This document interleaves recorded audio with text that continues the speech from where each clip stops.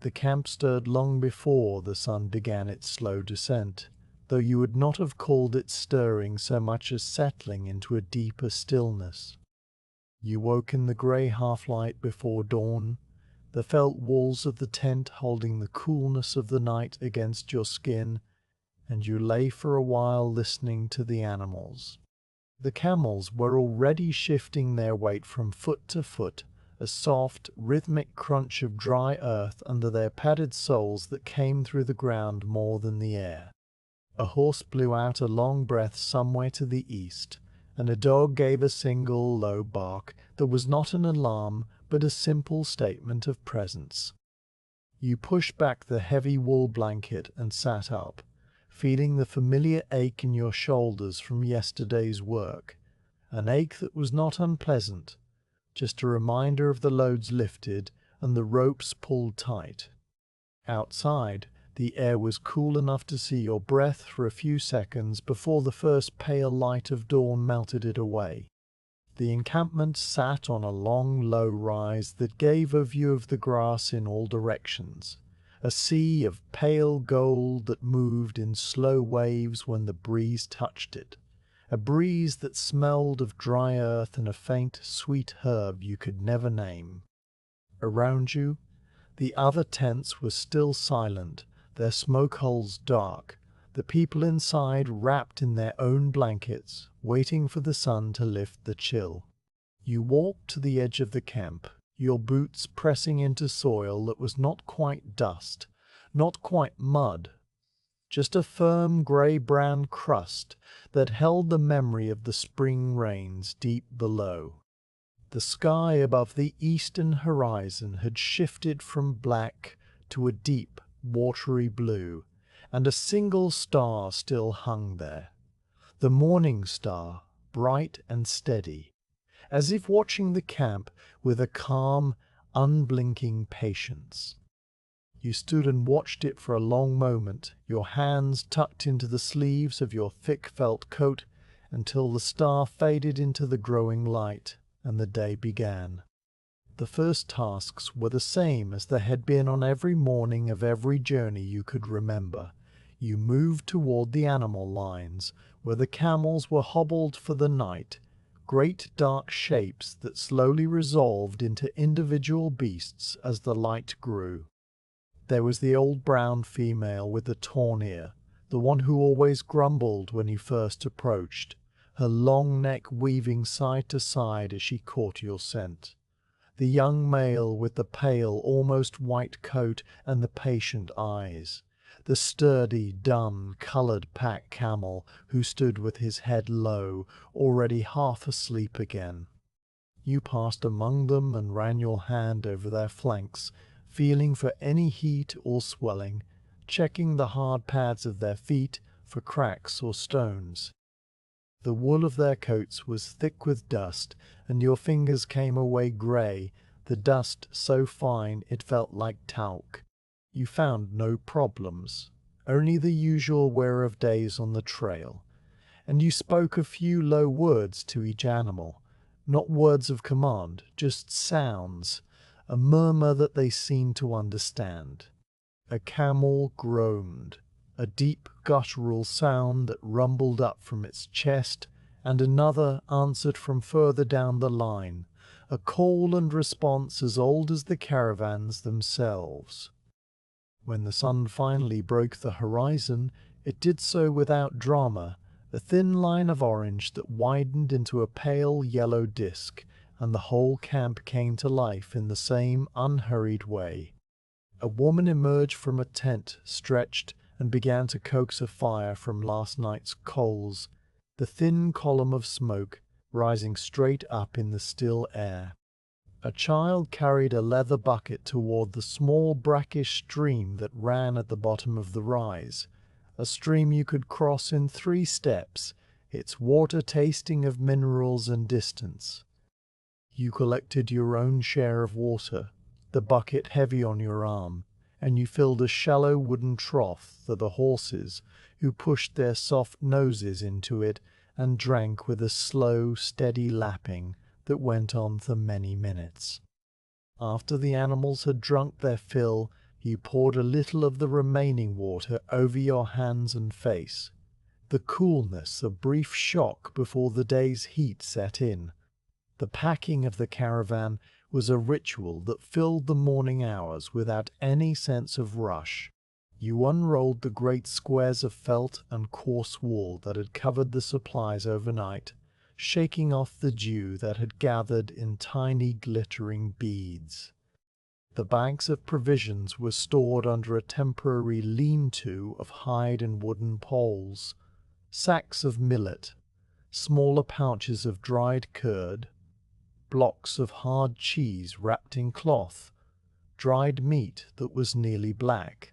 so cured that it would last for months without changing. You lifted each bag and tested its weight, your hands remembering the heft of the previous day, and then you began to load the camels. The process was a slow series of motions, spreading the padded saddle blanket over the camel's hump, smoothing it down with a flat palm, then lifting the wooden pack frame into place. The camel knelt patiently while you worked, its long lashes blinking slowly against the rising dust. You pulled the girth strap tight, checked the knot, pulled it again. Another bag went onto the frame, balanced against its counterpart on the other side, and then a length of braided wool rope was looped around the whole load and cinched down. Each knot was a pattern your fingers knew without thought, a twist and a loop and a pull that left the rope firm but not biting. The sun had climbed higher by the time the first camel was fully loaded, and the day had turned from cool to pleasantly warm, the kind of warmth that settles on your shoulders like a heavy cloak you welcome. You paused to take a drink from your water skin, the water tasting of leather and the faint metallic tang of the spring from which it had been drawn 3 days ago. Around you, the other members of the caravan worked at their own loads in a quiet, companionable silence. An older man with a grey beard and a limp adjusted a saddle on a small, shaggy horse. A younger woman, perhaps a relative or a traveller joining the group for safety, packed bundles of dried herbs into a woven basket that she then secured to the side of a camel. No one spoke much, and when they did, their voices were low, almost absorbed by the wide open air before they could reach your ears. You heard a fragment of a sentence about the next water source, a name of a spring 2 days west, and then the words dissolved into the whisper of the grass. By the time the sun was directly overhead, the camp had been almost entirely dismantled. The tents had come down, their felt walls rolled into tight cylinders and strapped to the pack animals. The fire pit was scattered, the ashes cold, the stones that had ringed it returned to the earth. The ground where you had slept was barely marked, just a slight flattening of the grass that the next wind would erase in a matter of hours. The caravan was now a line of 11 camels and 6 horses, all standing with heads turned into the breeze,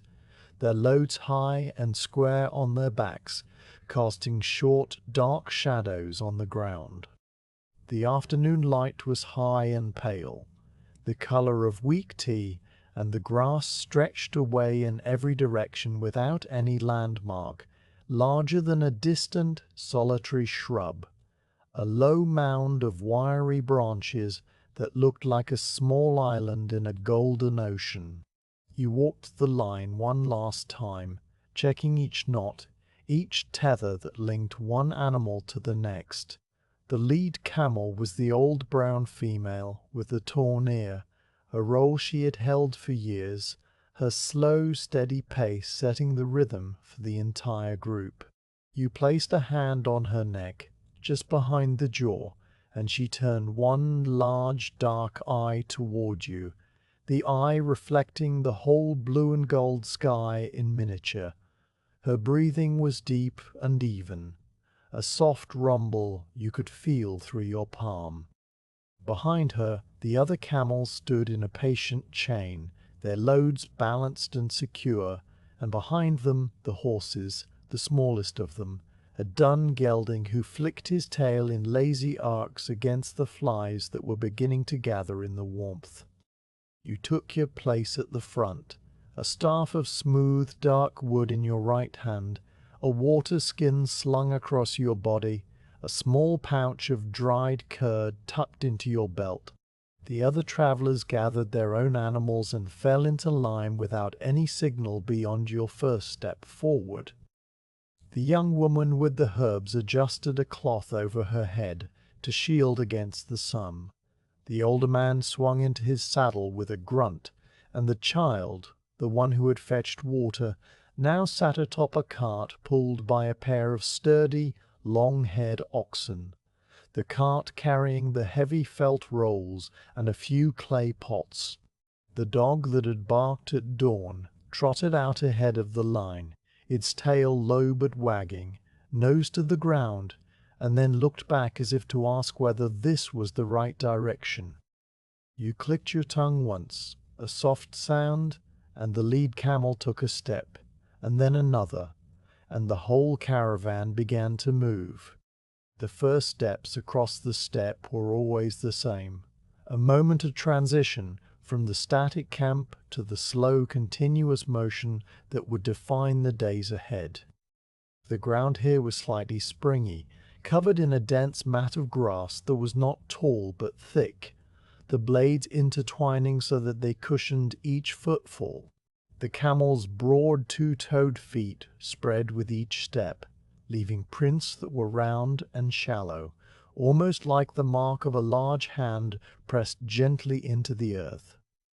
The horse's hooves made sharper, smaller impressions. You walked to the left of the lead camel, your boots swishing through the grass, and you could hear the whole caravan behind you. A soft symphony of creaks and sighs, the creak of leather against wood, the sigh of a camel exhaling, the jingle of a loose buckle on a horse's bridle, the far-off sound of the cart's wooden wheels rumbling over the uneven ground. The sun was now slanting from the west, and the shadows had lengthened dramatically, stretching out behind every small rise, every tuft of grass, every stone. Your own shadow was a long, slender giant walking beside you, its head far ahead of your own.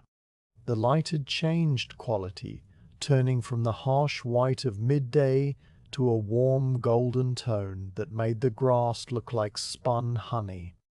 You did not hurry. There was no destination you needed to reach that day, only the next good camping spot, which you knew lay somewhere beyond a shallow, dry gully 3 hours west. You knew the landscape by its subtle signs, the way the grass shifted from tall and green-tinned to shorter and more brittle when you crossed an old invisible boundary of soil,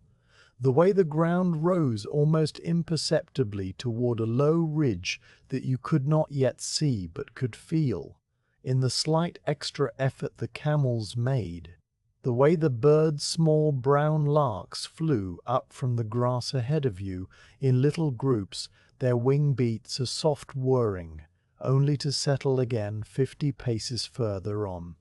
As the afternoon wore on, the heat began to wane, replaced by a thin, cool current of air that came from the north. You loosened the tie of your coat and let it flap open, the cooler air reaching your chest. The caravan kept its pace, a slow, unvarying walk that was less a march and more a gentle drift across the land. You could feel the miles not as distance, but as a change in the light, a deepening of the gold into a color that was almost rose at the edges. The first real change came when you reached the lip of the dry gully, a shallow, meandering trench that had once held a stream, but was now just a bed of smooth, round stones and coarse sand. The camels descended into it carefully, their feet pressing deep into the loose soil, and then climbed the far side with no more than a slight increase in their breathing. You stopped at the top and turned to watch the rest of the line cross, a slow procession of dark shapes against the pale sand, the cart lurching slightly but holding, the horses picking their way with delicate, practiced steps.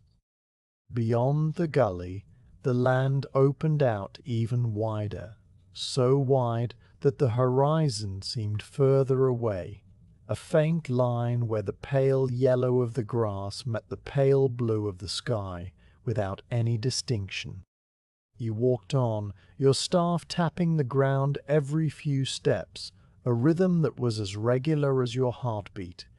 The grass here was thinner, and patches of bare, cracked earth showed through, dark brown and patterned like old pottery. Small, thorny bushes appeared here and there, their branches twisted and silvery grey, and the camels would sometimes stretch out their long necks to snatch a mouthful of leaves as they passed, chewing with a slow circular motion of their jaws. You let them. There was no reason not to. The journey had no timetable, no fixed hour of arrival. The only measure was the sun, which now hung just above the distant rim of the world, a perfect circle of soft orange light that you could look at without squinting.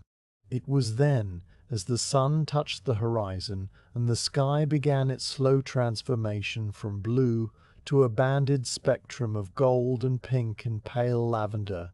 that you felt the deep, quiet satisfaction of being exactly where you were meant to be. You did not think this in words. It was a feeling in your chest, a looseness in your shoulders, a sense that the land itself was breathing with you. The caravan walked on, and the shadows merged into a single spreading darkness that flowed out from every object and covered the ground like water. You spotted the camping place just as the last sliver of the sun disappeared, a slight hollow to the north, not a valley, just a gentle dip where the grass grew a little thicker, and a few large stones offered a natural windbreak. You altered your course with the slight pressure on the led camel's halter, and she turned, her great head swinging toward the hollow as if she, too, knew that this was the place. The unloading was a reversal of the morning's work, performed more slowly now, because your limbs were heavy with the day's walking. The camels knelt, one by one, and you lifted the pack frames from their backs, the wood warm from the sun and smooth under your hands. The horses were hobbled and allowed to graze, their tails swishing in the gathering dusk. The cart was unhitched, the oxen led to a spot where the grass was good and left to stand, their large, gentle heads hanging low. A small fire was lit, not from wood, for there were no trees, but from dry animal dung that someone had collected during the day, and a handful of twigs from the thorn bushes. The flames were low and blue at the base, yellow at the tips, and they gave off a thin aromatic smoke that smelled of sage and ancient suns. You sat on the saddle blanket and ate a small portion of dried meat and cheese, the taste sharp and salty on your tongue, while the sky above you filled with stars, first one, then a dozen, then a countless scatter of cold white light that stretched from horizon to horizon. The other travelers settled into their own blankets around the fire, their faces lit by the flickering glow, their voices soft and intermittent. Someone told a short story about a horse that had once found water in a dry season by pouring at the ground, but the story trailed off into silence before the end, and no one minded. The dog lay curled against the cart wheel, its ears twitching at sounds too faint for human hearing. You took the first watch, as you always did, not because it was assigned, but because you preferred the quiet of the earliest part of the night when the world was still settling.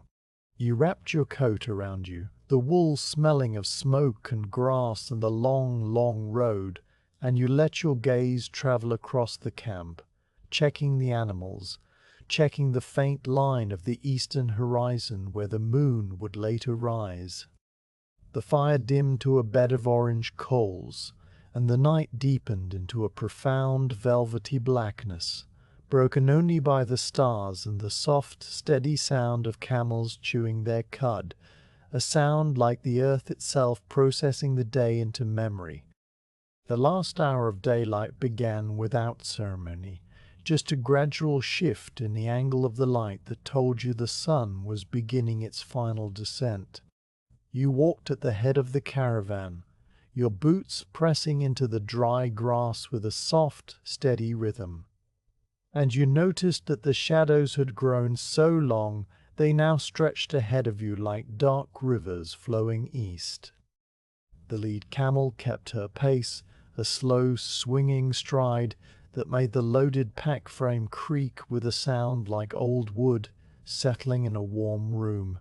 Behind her, the line of animals followed in a patient chain, their outlines beginning to soften as the air itself took on a golden haze, a fine dust lifted by the day's warmth that now hung suspended in the cooling atmosphere.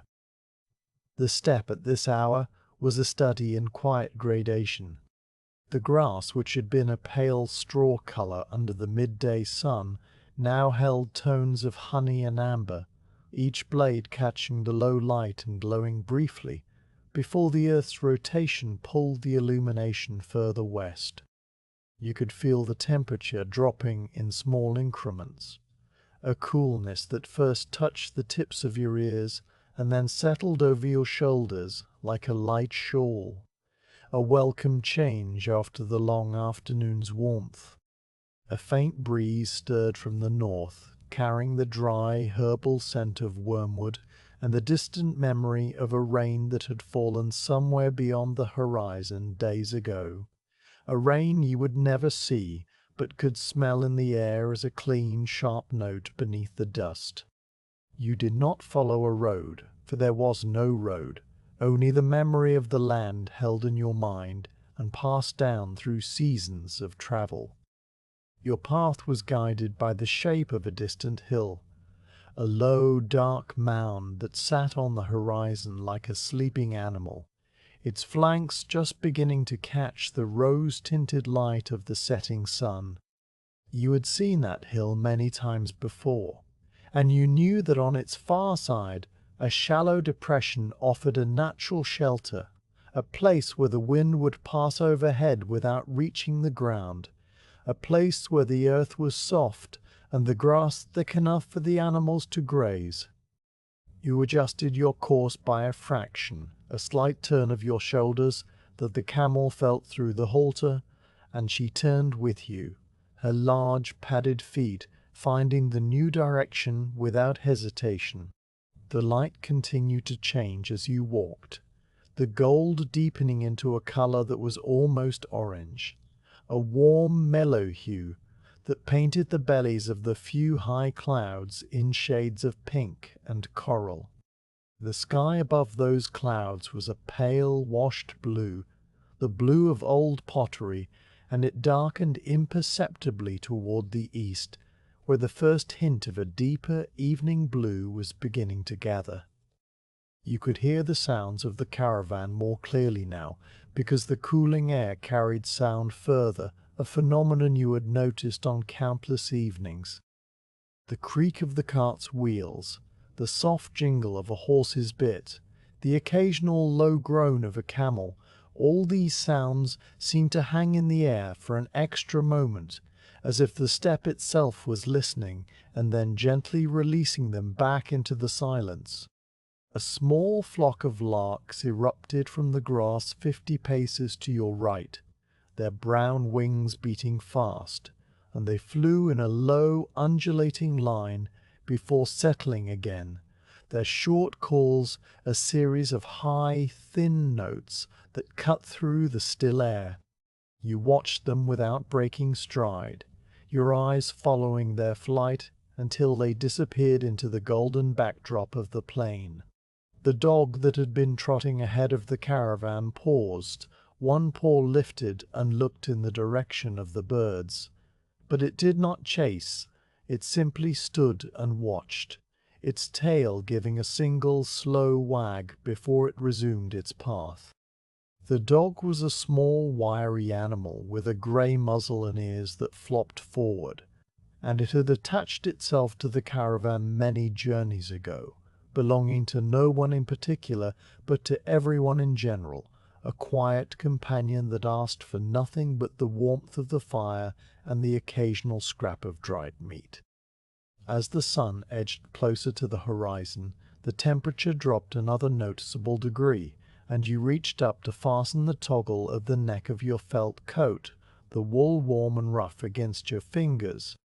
The lead camel, sensing perhaps the approaching end of the day's march, lifted her head a little higher and let out a long, rumbling breath that fluttered her nostrils, a sound of mild anticipation. You reached forward and scratched the coarse hair behind her ear, and she leaned into the touch for a moment, her heavy head pressing against your hand with a gentle, trusting weight. You could feel the immense patience of the animal, a patience that had carried loads across these grasslands for centuries, generation after generation of camels, walking the same invisible paths under the same wide sky.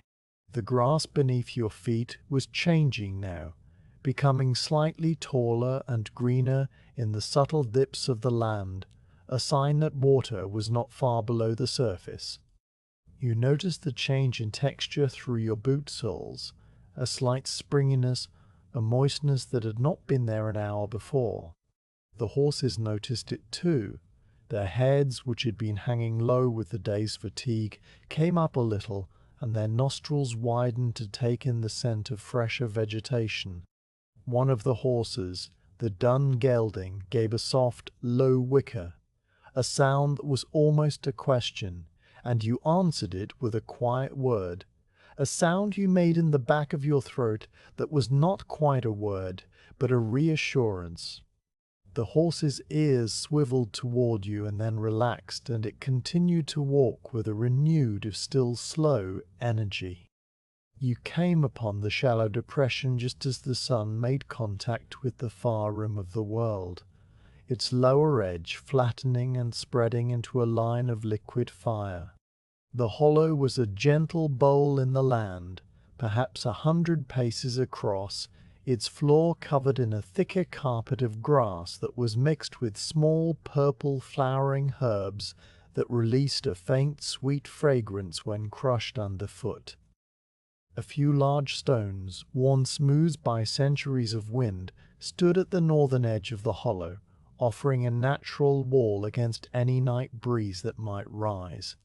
You stopped the lead camel with a light pressure on the halter, and she came to a halt immediately, her front feet planted wide, her head turning to look back at you as if to confirm that this was indeed the place. You gave her a single pat on the neck, and began the evening's routine. The other members of the caravan came to a stop behind you, the cart rumbling to a halt, the horses blowing out long breaths and shaking their heads so that their manes flopped from side to side. There was a quiet murmur of voices, a few words exchanged about the spot, a comment on the thickness of the grass, a question about water that you answered by pointing to a faint green line at the far end of the hollow, where a seep of moisture kept the ground darker. Then the real work of making camp began, though the word work felt too strong for what was really a slow, methodical unfastening of straps, a gentle lowering of burdens, a series of motions repeated so often they had become as automatic as breathing. You started with the lead camel, unbuckling the girth strap and lifting the pack frame from her back with a smooth, two-handed motion. The frame was heavy, loaded with sacks of millet and dried goods, but you had lifted such loads 1,000 times, and your body knew exactly how to brace, how to shift the weight to your thighs, how to lower it to the ground without jarring. You set the frame on a flat patch of grass and then returned to the camel, running your hands over hump and sides to check for any heat or rub marks. Her skin was warm and dusty, but healthy, the hair coarse and thick, and you felt the slow, steady thump of her heartbeat through your palm before you moved on to the next animal. The second camel, the young male with the pale coat, knelt at your command, folding his long legs with a grunt that seemed to come from deep within the earth, and you repeated the process of unloading, your hands moving with the same careful precision. Around you, the camp was taking shape in the fading light. The older man with the grey beard had unhitched the oxen and was leading them toward the greener grass, their large, placid heads swaying with each step. The young woman with the herbs had already spread a felt mat on the ground and was laying out the evening's simple provisions: a round of hard cheese, a small pile of dried meat, a clay pot of the millet porridge that had been cooked the night before and allowed to cool. The child, the same one who had ridden on the cart, was gathering dry animal dung from a small sack, piling it in the center of what would become the fire, his small hands moving with the seriousness of a task that mattered. The dog lay a short distance away, watching the activity with half-closed eyes, its tail giving an occasional thump against the ground. You finished unloading the camels and hobbled them near the horses, the two groups of animals settling into a loose, shared herd that began to graze immediately, their heads lowered, their jaws moving in a steady, circular rhythm. The sound of their chewing was a soft, continuous whisper that blended with the rustle of the grass and the distant call of a single bird, a curlew perhaps, its cry a long, mournful note that slid down the scale and then faded into silence. You stood for a moment and looked at the western sky, where the sun had now disappeared entirely, leaving behind a band of intense orange that was slowly bleeding into a wider stripe of pale pink, and above that a dome of deepening blue where the first faint stars were beginning to appear, not yet bright, just suggestions of light, like pinpricks in a vast dark cloth. The fire was lit just as the last orange band began to contract, the dung catching with a small puff of smoke, and then a steady, low flame that was more blue than yellow, a flame that seemed to hover just above the fuel rather than rise from it. The child had done a good job of arranging the fuel, and you added a few twigs from a thorn bush, their barks silvery and dry, which crackled quietly and sent up a thin line of white smoke that smelled of aromatic resin. The small group gathered around the fire in a loose circle, sitting on saddle blankets or directly on the grass, their faces turned toward the warmth. No one spoke for a long while. The only sound was the fire's gentle crackle and the far-off, rhythmic sound of a camel chewing its cud, a deep, internal rumble that seemed to come from the very center of the animal. You sat with your back against a smooth, warm stone, your coat pulled around you, and you let your gaze travel over the camp, over the dark shapes of the resting animals, over the cart's silhouette against the fading western light, over the vast, empty grassland that stretched away in every direction until it merged with the sky. The silence was immense, a silence so complete that you could hear your own heartbeat, a steady, slow thump that was as much a part of the steppe as the wind and the grass. In that silence, the smallest sounds became distinct, the slight shift of a horse's hoof, the distant, insect-like hum of the wind over a distant ridge, the soft sigh of the young woman as she settled into her blanket. The world felt very old and very patient, and you felt yourself to be just one more creature passing through it, as temporary as the smoke from the fire that rose and dispersed into the starry darkness. You ate a small portion of the cheese, the texture crumbly and sharp on your tongue, and you drank a few swallows of water from your leather skin, the liquid cool and tasting faintly of the stream from which it had been drawn. The fire's warmth was gentle on your face, a pleasant contrast to the cool air that now settled fully over the hollow, a coolness that made the grass feel damp and brought the scent of the earth more strongly to your nostrils, a rich dark smell that was the smell of the steppe at night. The older man leaned forward and added another piece of dung to the fire, and the flames responded with a brief, brighter flicker that illuminated the faces of the group, the deep lines around the man's eyes, the smooth, calm brow of the young woman, the sleepy, contented expression of the child, who was already half curled under a heavy blanket. No one spoke about the day's journey. No one made plans for tomorrow, because there were no plans to make. The path was as constant as the stars, and the only plan was to continue.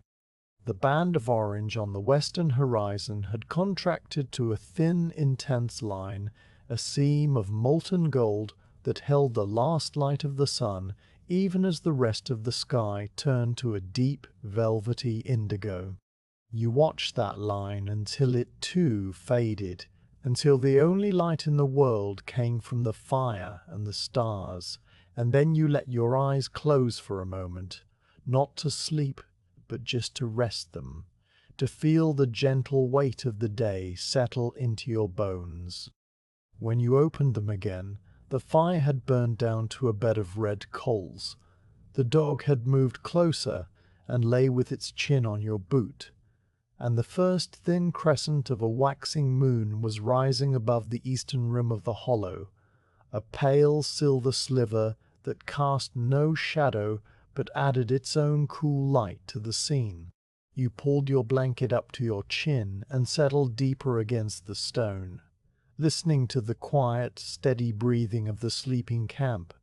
the occasional deep sigh of a camel, the soft, rhythmic whisper of the grass moving in a breeze, so light you could barely feel it on your skin. Sleep would come in its own time, you knew, and there was no reason to hurry it, just as there was no reason to hurry anything under this enormous, tranquil sky. The fire had burned down to a bed of coals by the time the others rolled into their felt blankets, each person finding a level spot on the grass, each one pulling the heavy wool up to their chin, and settling with a series of small, rustling adjustments that gradually faded into stillness. You remained where you were, your back still resting against the smooth, warm stone that had absorbed the day's heat and now released it slowly into the cool night air. A faint, pleasant warmth that seeped through your coat and into the muscles of your lower back. The dog had shifted its position and now lay curled against your thigh, a compact bundle of warmth and slow, steady breathing, its ribs rising and falling under your hand when you reached down to touch its side. The night had fully arrived, and with it came a quality of silence that was not empty but full, a presence rather than an absence, a living quiet that seemed to breathe alongside the sleeping camp. You pulled your thick cloak more tightly around your shoulders, the wool smelling of wood smoke and lanolin and the long, dusty trail, a smell that was as familiar as your own skin. The cloak was old, its edges frayed, its dark brown color faded to a softer shade by years of sun and wind, and it had traveled with you across more grasslands than you could easily count. You settled your weight more evenly against the stone, and let your gaze travel outward, beyond the faint red glow of the coals, beyond the dark, humped shapes of the sleeping camels,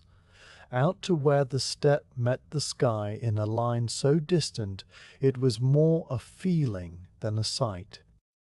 The stars had emerged in full now, not the tentative pinpricks of early evening, but a dense, brilliant scatter of light that stretched from the western horizon, where the last trace of orange had finally vanished, to the eastern edge of the world, where a faint, pale glow suggested the moon was preparing to rise. The night watch was not a duty you had been assigned by any authority. It was simply the rhythm your body had learned over years of guiding caravans, a pattern of waking and sleeping that had become as natural as the migration of the birds or the blooming of the short-lived steppe flowers. You knew that you would sleep later, in the deep hours before dawn, when the cold pressed closest and the world held its breath. But for now you were content to sit and observe the slow, magnificent progression of the constellations across the black dome above. You had learned their names from your own guide many years ago, an old woman who had pointed to the sky with a crooked finger and told you stories about the great hunter who chased the white stag across the heavens, about the river of light that flowed from the northern mountains to the southern plains, about the 5 horses that galloped around the still point of the sky and never grew tired.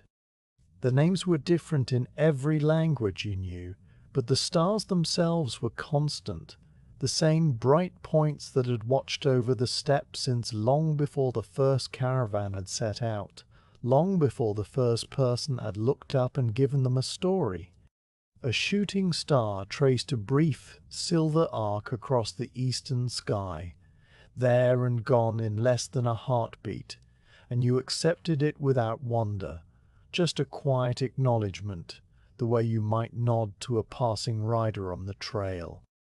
The night was full of such small, transient events. If you sat still long enough to see them, the slow drift of a satellite star across the fixed background, the flicker of a distant lightning storm too far away to hear,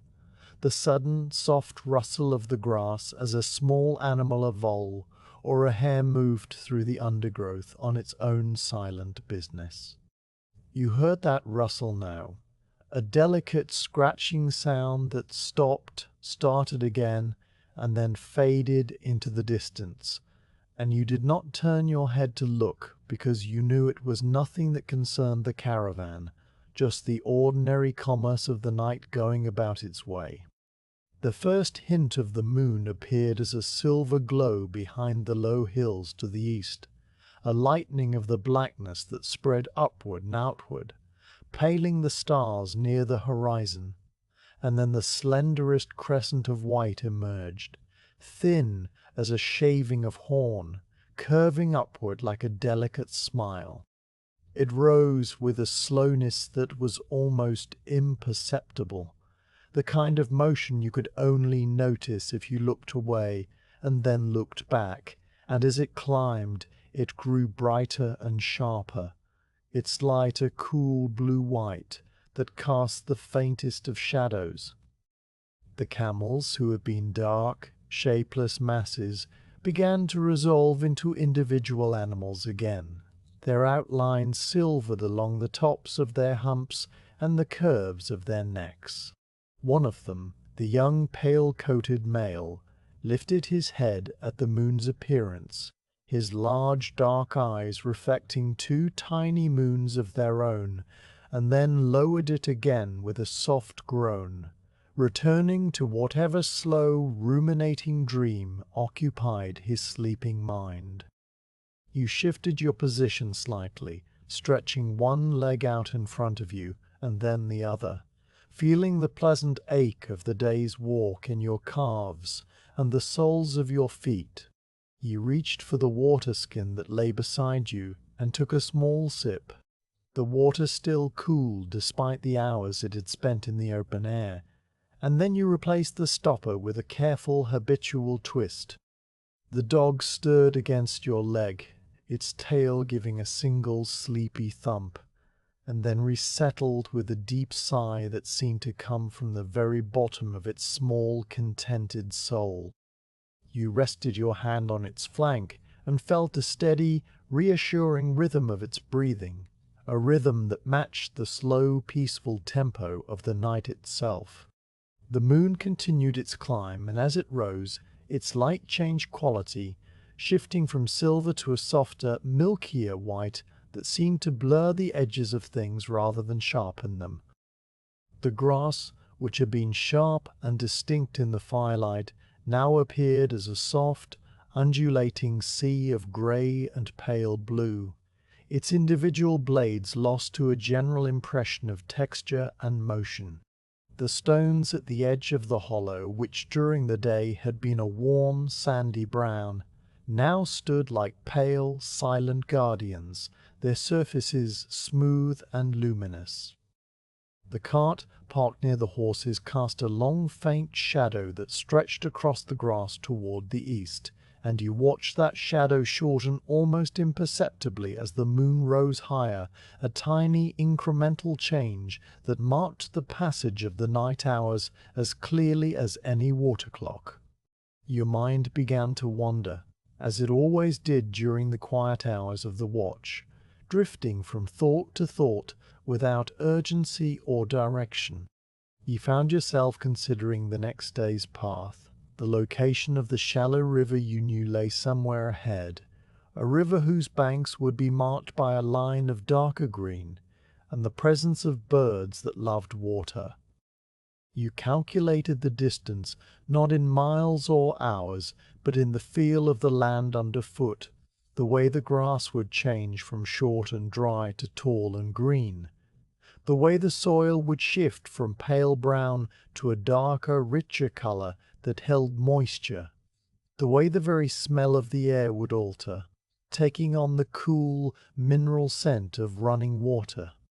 You knew that you would reach the river by late morning if you maintained the same slow, steady pace, and you knew that the crossing would be easy, the water no deeper than a horse's knee, the current gentle and patient. There was no need to hurry, no reason to push the animals or the people beyond their natural rhythm. The river would be there when you arrived, just as it had been there on every previous journey, flowing silently eastward through the empty land. Your thoughts drifted further, back along the trail you had already traveled, to the small brackish stream where you had camped 2 nights before, to the sound of the frogs that had sung there in the evening, a chorus of high, piping notes that had seemed incredibly loud in the stillness. You remembered the taste of the water from that stream, slightly salty, slightly metallic, a taste that was not unpleasant once you grew accustomed to it. You remembered the way the morning mist had clung to the hollows of the land,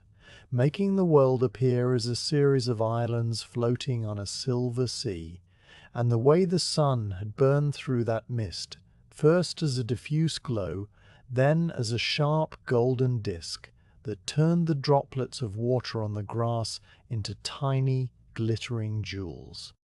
These memories came without effort, rising unbidden from some deep well of experience, and they passed through your mind as gently as the clouds passed across the moon, which they did now,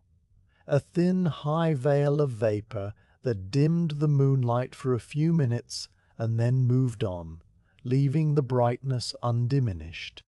A horse snorted somewhere in the darkness, a short, sharp sound that cut through the quiet and then was gone, and you turned your head to look in that direction without any real concern. The horses were standing together in a loose cluster near the southern edge of the hollow, their heads hanging low, their weight shifted onto 3 legs in that posture of equine rest you knew so well. One of them, the dun gelding, shook his head, his mane flopping from side to side with a soft, whisking sound,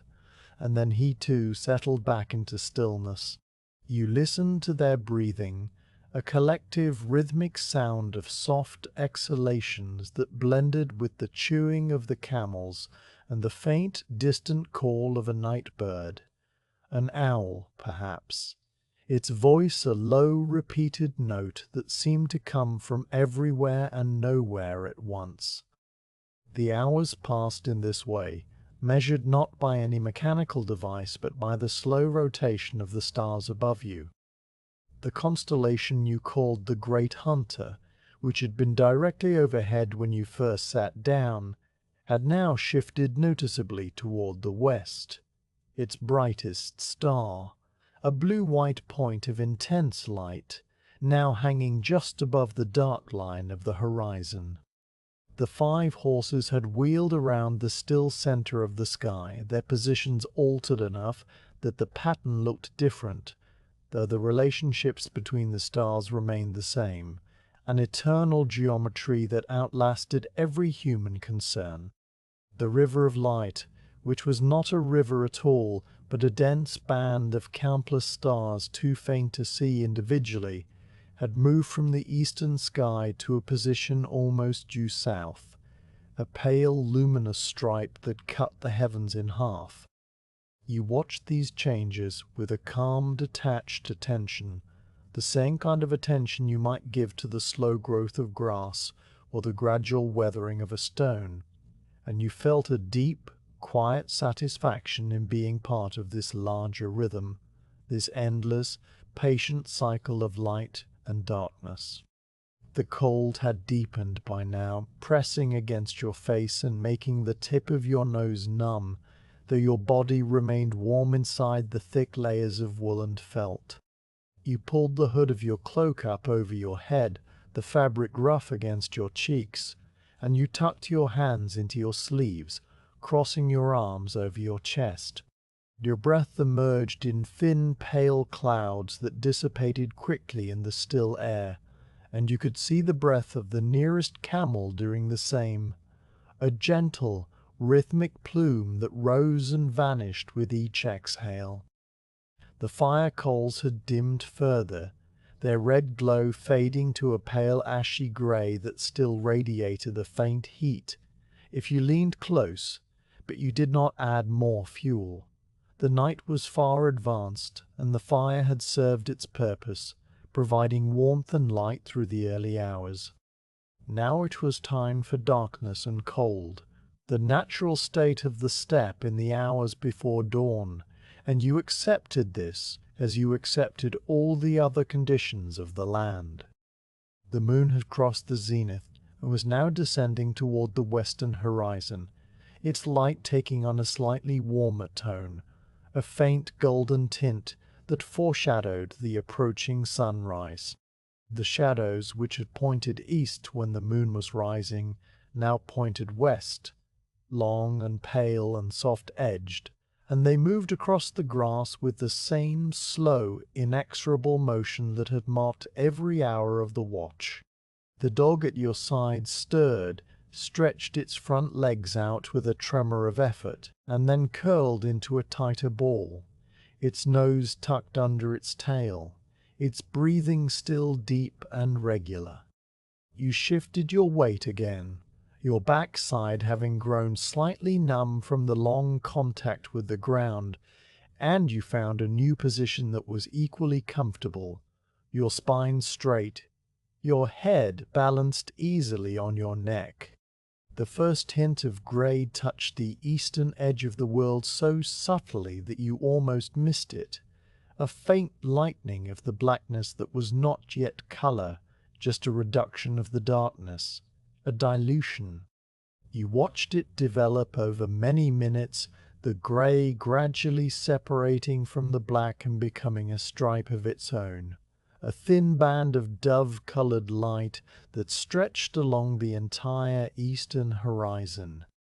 The stars in that part of the sky began to fade, their light overwhelmed by the slow approach of the sun, and one by one they disappeared, the faintest first, then the brighter ones, until only the morning star remained, hanging low and brilliant in the center of the growing light. You watched that star as you had watched it at dusk, a steady, unwavering point of silver that seemed to gather all the remaining darkness into itself and hold it there, a final anchor of the night in the spreading sea of dawn. The camels sensed the change before you did, their heads lifting, their ears swiveling forward, their large dark eyes turning toward the east with a quiet ancestral awareness. The old brown female, the led camel, let out a low, rumbling breath and shifted her weight from foot to foot, the dry earth crunching softly under her pads. The horses, too, began to stir, one of them nickering softly, another shaking its head with the jingle of its halter buckle. The dog uncurled from its ball and sat up, its ears pricked forward, its nose testing the air, which had changed its smell, carrying now the faint, clean scent of dew that was just beginning to form on the grass. The night was over, though the sun had not yet risen, and you allowed yourself to feel the first gentle pull of sleep, a heaviness behind your eyes that you had been holding at bay for several hours, a warmth that spread through your limbs and made them feel pleasantly heavy and slow. You rose from your spot against the stone, your joints protesting slightly with a series of small, dull aches that would fade once you began to move, and you walked a slow circuit of the camp, checking each animal, each sleeping person, each piece of equipment. Everything was as it should be. The loads were secure, the people were breathing evenly under their blankets, the animals were calm and rested. You returned to your spot and lowered yourself onto the grass, pulling your cloak around you one final time, and you let your eyes close, not to sleep deeply but to drift in that shallow waking rest that would sustain you through the last hour before the sun rose. The sounds of the camp continued around you, the soft breathing, the occasional hoof fall, the distant liquid note of a waking bird, and you floated on those sounds as if on a slow, peaceful river, aware of everything but attached to nothing, a guide at rest on the vast, quiet steppe. The mist came before the sun, rising from the low hollows of the grassland, as if the earth itself was breathing out after a long, cold night. You opened your eyes to a world transformed, a world of soft grey and silver, where the familiar landmarks of the camp had become suggestions rather than solid forms. The camels stood like pale, ghostly ships in a quiet sea, their humps and necks emerging from the vapour in smooth, dark curves, their breath adding to the mist in small rhythmic puffs. The horses were only visible from the chest up, their lower legs lost in the swirling grey, and they moved through it with a slow, dreamlike grace, as if wading through shallow water. The cart, parked at the edge of the camp, appeared as a low, dark silhouette, its wheels half submerged in the flowing mist, its wooden sides beaded with a fine silver dew that caught the first faint light of the approaching dawn. You sat up slowly, your cloak falling from your shoulders, the cold air pressing against your face and waking you fully with a gentle, insistent touch. The dog, which had been curled at your side through the last hours of the night, stood and shook itself, a rapid, fluttering motion that sent droplets of dew flying from its coat, and then it stretched, front legs extended, back arched, its tail curling upward in a gesture of complete animal contentment. You reached out and scratched behind its ears, feeling the warmth of its skin under the damp fur, and it leaned into your hand with a soft, satisfied sound, a low murmur of pleasure that was almost a purr. The night watch was over, the camp was beginning to stir, and the day, which had been only a pale promise on the horizon, was now a certainty, a gradual brightening of the mist that told you the sun was moments away from cresting the edge of the world. You rose to your feet, your joints aching in a way that was familiar and not unpleasant, a reminder of the miles walked and the hours spent sitting on the hard ground. You rolled your shoulders, feeling the muscles loosen and warm, and then you walked toward the remains of the fire, your boots pressing into the damp grass with a soft, squelching sound. The fire pit was a circle of grey ash and blackened stones, the coals long dead, and you knelt beside it and began to clear the ash with a small flat stick, scraping it into a neat pile that you would later scatter to the wind. The child, the one who had gathered fuel the night before, appeared at your side as if summoned by the movement, his face still soft with sleep, his hair sticking up in several directions, and he handed you a small bundle of dried dung and a few silvery twigs from a thorn bush. You accepted the offering with a nod and began to arrange the fuel in the center of the fire pit, layering the fine dry grass first, then the twigs, then the dung, building a small, careful structure that would catch the spark from your flint and steel. The spark came on the third strike, a brief bright flash that landed on the dried grass and held there, a tiny orange point of heat that you nurtured with your breath, blowing gently until the grass ignited and the flame spread to the twigs, crackling softly and releasing that familiar aromatic scent of sage and ancient resin.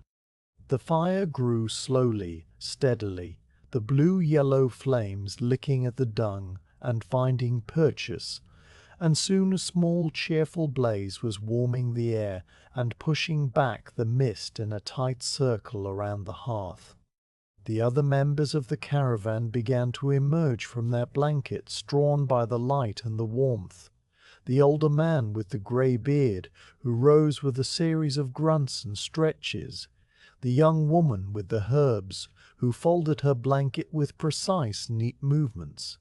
The cart driver, a quiet, broad-shouldered person who rarely spoke, but whose presence was as steady as the oxen they tended. Each of them moved toward the fire and settled around it, their faces illuminated by the flickering light, their expressions calm and still adjusting to the demands of the waking world. You placed a small blackened pot on the stones at the edge of the fire and filled it with water from your water skin,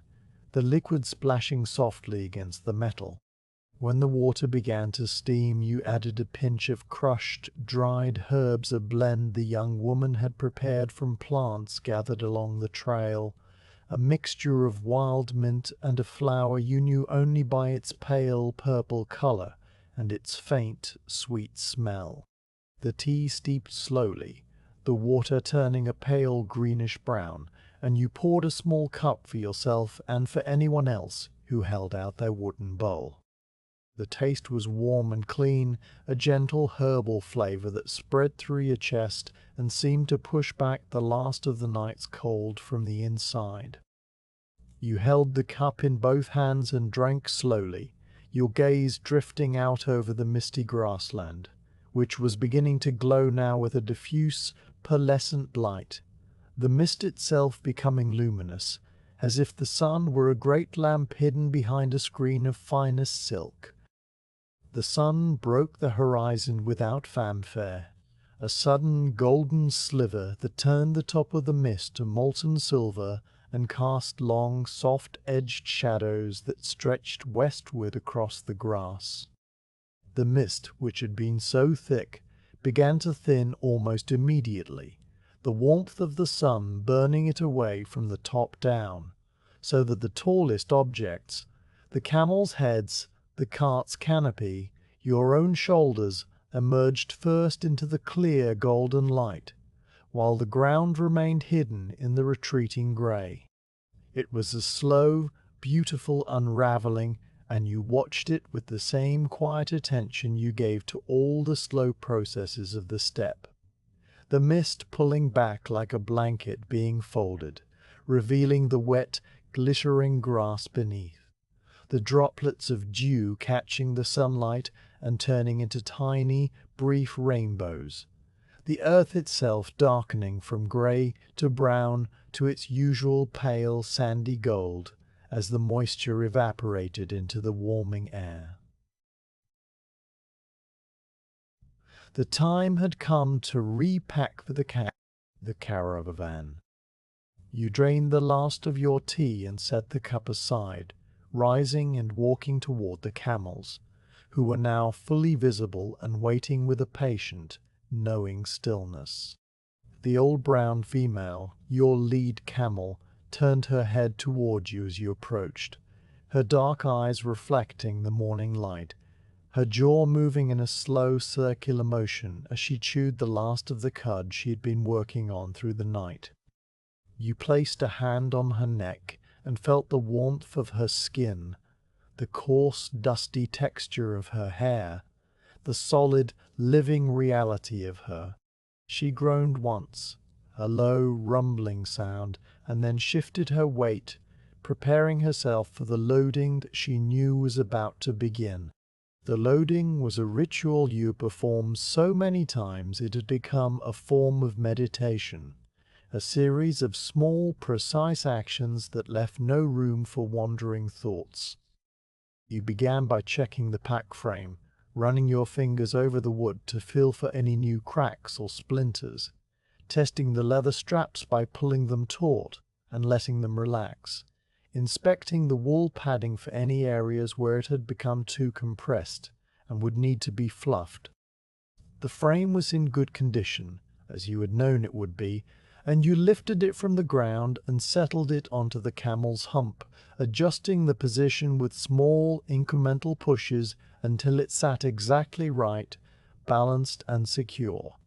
The camel stood perfectly still during this process, her only movement the slow blink of her long-lashed eyes, a blink that seemed to express a deep, ancient patience. You tightened the girth strap, threading the leather through the metal buckle and pulling it firm but not tight, leaving just enough room for the camel's comfort, for the natural expansion of her ribs with each breath. Then you began to load the bags, first the heavy sacks of millet on the bottom, one on each side to balance the weight, then the smaller pouches of dried curd and the blocks of hard cheese wrapped in their cloth covers, then the coils of spare rope and the folded squares of felt that would become the tent at the next camp. Each bag was lifted, positioned and secured with a length of braided wool, the knots tied in a pattern that would hold against hours of walking, but could be released with a single firm pull when the time came to unload. Your hands moved through these motions without conscious direction, the knowledge stored in your fingers and wrists, in the muscles of your shoulders and the small of your back. When the first camel was loaded, you moved to the next, and the next, repeating the process with the same calm attention to each animal. The young pale-coated male, the sturdy dun-pack camel, the smaller female with the gentle eyes, each one received the same careful handling, the same quiet words murmured into their ears, the same final pat on the neck that signaled the work was done. The horses required less preparation, needing only their saddles adjusted and their bridles checked, the leather soft and supple from years of use, the metal bits polished by the constant friction of the animals' mouths. The cart driver, meanwhile, was attending to the oxen, their great horned heads swinging slowly as they were yoked to the cart's wooden pole, their eyes half closed in a state of placid, bovine acceptance. The sun had fully cleared the horizon by now, and the mist was entirely gone, vanished as if it had never been, leaving behind only the memory of its cool, damp touch and the glitter of residual dew on the grass. The sky was a pale, clean blue, the color of a robin's egg, and the horizon stretched away in all directions, a clean, sharp line where the gold green of the steppe met the blue of the heavens. The air had warmed considerably, enough that you loosened the tie of your coat and let it hang open, the breeze pleasant against your chest. The world felt fresh and new, as if the mist had washed it clean during the night, and the sun had dried it to a soft, welcoming warmth. You did a final walk around the camp, your eyes scanning the ground for anything that might have been left behind. You found a small, forgotten scrap of leather, a cut-off end from a strap repair, and tucked it into your belt for future use. You found a few bones from last night's meal, which you left where they lay, knowing that the small creatures of the steppe would find them before the day was out. You found the smooth, warm stone against which you had rested through the night watch, and you touched it briefly, a silent acknowledgment of the comfort it had given you, before turning away and walking toward the head of the caravan. The lead camel was waiting, her load secure and balanced, her halter in your hand.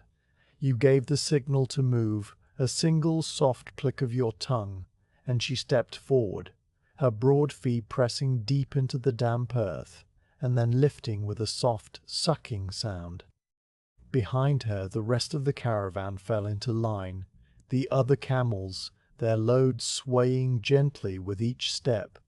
The horses, their hooves making smaller, sharper impressions. The cart, its wheels rumbling over the uneven ground with a low, continuous sound like distant thunder. The dog, trotting out ahead and then circling back, its tail wagging, its nose busy with the thousand scents of the morning. You walked at the head of this slow-moving column, your staff tapping the ground in a steady rhythm, and you watched the grassland unfold before you, mile after mile of golden-green emptiness, stretching toward the distant line of low hills that were your only landmark. Hills that you knew would take many days to reach, but that you felt no hurry to approach. The morning passed in a quiet, steady progression, the sun climbing higher and the shadows shortening, the warmth settling over the land like a heavy, golden blanket. The caravan moved at its own pace, a pace that was neither fast nor slow but simply right, the pace of a camel's walking, a pace that could be maintained from sunrise to sunset without exhaustion. You let your mind drift as you walked, not thinking of anything in particular, just aware of the land around you, the sound of the grass brushing against your boots, the sight of the occasional bird rising from the undergrowth and flying away in a low, swift arc, the feel of the sun on your face and the breeze on your neck. The hours flowed together, and the distance passed, and the hills on the horizon remained exactly where they were, patient and unchanging, waiting for you to arrive in your own time, which you would in the fullness of days under this same wide, tranquil sky. By the time the sun had climbed to its mid-morning station, a pale white disk in a sky that had bleached from blue to a hazy, watery color, the ground beneath your feet began to change in ways that were almost too subtle to notice at first. You had been walking for several hours, the caravan strung out behind you in its usual patient line, and the rhythm of the march had become so steady that it felt like a natural function of your body, a heartbeat translated into forward motion. The grass, which had been the short, dry variety of the open steppe, began to grow taller and greener, its blades softer and more pliant, brushing against your boots with a whisper rather than a scratch. Small low plants with tiny yellow flowers appeared in clusters, their petals no larger than a grain of millet, and the air itself began to carry a new note, a cool, damp undertone beneath the familiar dust and warmth, a smell that spoke of water and mud and the green things that grow in the shade of a riverbank. You noticed the change in the animals before you consciously identified it in yourself. The lead camel lifted her head a little higher, her nostrils flaring and contracting as she sampled the air, and you could see the fine, moist skin inside her nose glistening. Her pace did not quicken. She was too old and too wise to rush toward anything, but there was a new alertness in the set of her ears, a forward tilt that told you she had caught the scent of water and was now moving toward it with a quiet, internal purpose. The horses, too, began to show signs of awareness. Their heads came up, their ears swiveled forward, and the dun gelding let out a low, vibrating breath that was almost a sigh of anticipation. Even the dog, which had been trotting ahead with its nose to the ground in its usual aimless fashion, suddenly stopped, lifted its muzzle into the breeze, and then resumed its path with a slightly faster step, its tail wagging in short, eager sweeps. The slope of the land became more pronounced, a gentle but definite downward tilt that you could feel in the slight easing of the effort required to walk, a sensation as if the earth itself was guiding you toward something. The grass grew lusher and thicker, interspersed with clumps of a tall reed-like plant that rustled against each other with a dry, papery sound when the breeze touched them. Small insects rose from the undergrowth, tiny, pale-winged creatures that hovered for a moment in the warm air and then settled again, their lives measured in hours, their only purpose to dance in the sunlight above the approaching water. The smell of damp earth grew stronger, a rich, dark scent that reminded you of the inside of a well, and mingled with it was a sharper, greener fragrance, the smell of water weeds and algae, and the secret hidden life of a river that had been flowing through this empty land since long before the first human foot had pressed into its banks. The river announced itself not as a sight, but as a sound, a soft, continuous murmur that you first mistook for the wind moving through the tall reeds, a low, liquid whispering that gradually separated itself from the background noise of the steppe and became a distinct, identifiable presence. As you walked further down the long, gentle slope, the murmur grew into a quiet, steady gurgle, the sound of water moving over stones and around bends, a sound so constant and so peaceful that it seemed to blend with the beating of your own heart. You crested a slight rise, a low hummock of darker soil covered in a mat of thick, wiry grass, and there, stretched out before you like a ribbon of brown-green silk, was the river. It was a wide, lazy stream, perhaps 50 paces across, its surface moving with a slow, deliberate current that created small, swirling eddies near the banks, but left the center of the channel smooth and glassy. The water was the color of weak tea, a translucent brown-green that allowed you to see the pale, round shapes of river stones on the bottom, stones that had been worn smooth by centuries of patient liquid friction. The far bank was a mirror of the near one, a gentle slope of gravel and mud, scattered with the same tall reeds and low flowering bushes, and beyond that the grassland resumed its golden-green march toward the horizon, unchanged and unbroken. A few wild ducks, their feathers a dappled brown, and their bills a soft, muted orange, paddled in a quiet cluster near the opposite shore, their movements slow and content, their soft clucking sounds carrying across the water with a surprising clarity. When they noticed the caravan, they did not panic. They simply turned and paddled a little further downstream, their bodies leaving small V-shaped ripples that spread and faded behind them. You stopped the caravan at the top of the near bank, a strip of ground that was more gravel than grass, the pebbles, small and smooth and pale grey, clicking under your boots as you shifted your weight. The lead camel came to a halt beside you, her great head swinging down toward the water, and she blew out a long, slow breath that fluttered the surface of the river just in front of her feet. Behind her, the rest of the line stopped as well. the camels groaning softly as they settled into a standing rest, the horses lowering their heads to sniff at the unfamiliar ground, the cart rumbling to a halt with a final creak of its wooden axle.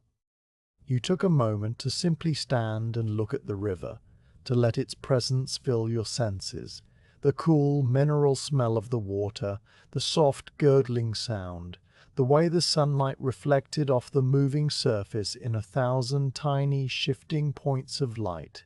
a dance of brightness that was hypnotic in its gentle, ceaseless motion.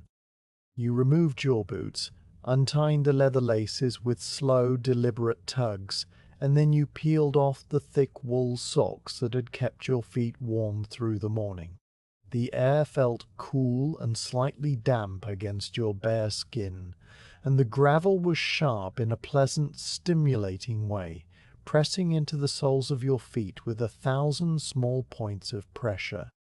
You rolled the legs of your trousers up to just below your knees, the fabric coarse and dust-stiffened, and then you stepped forward into the river,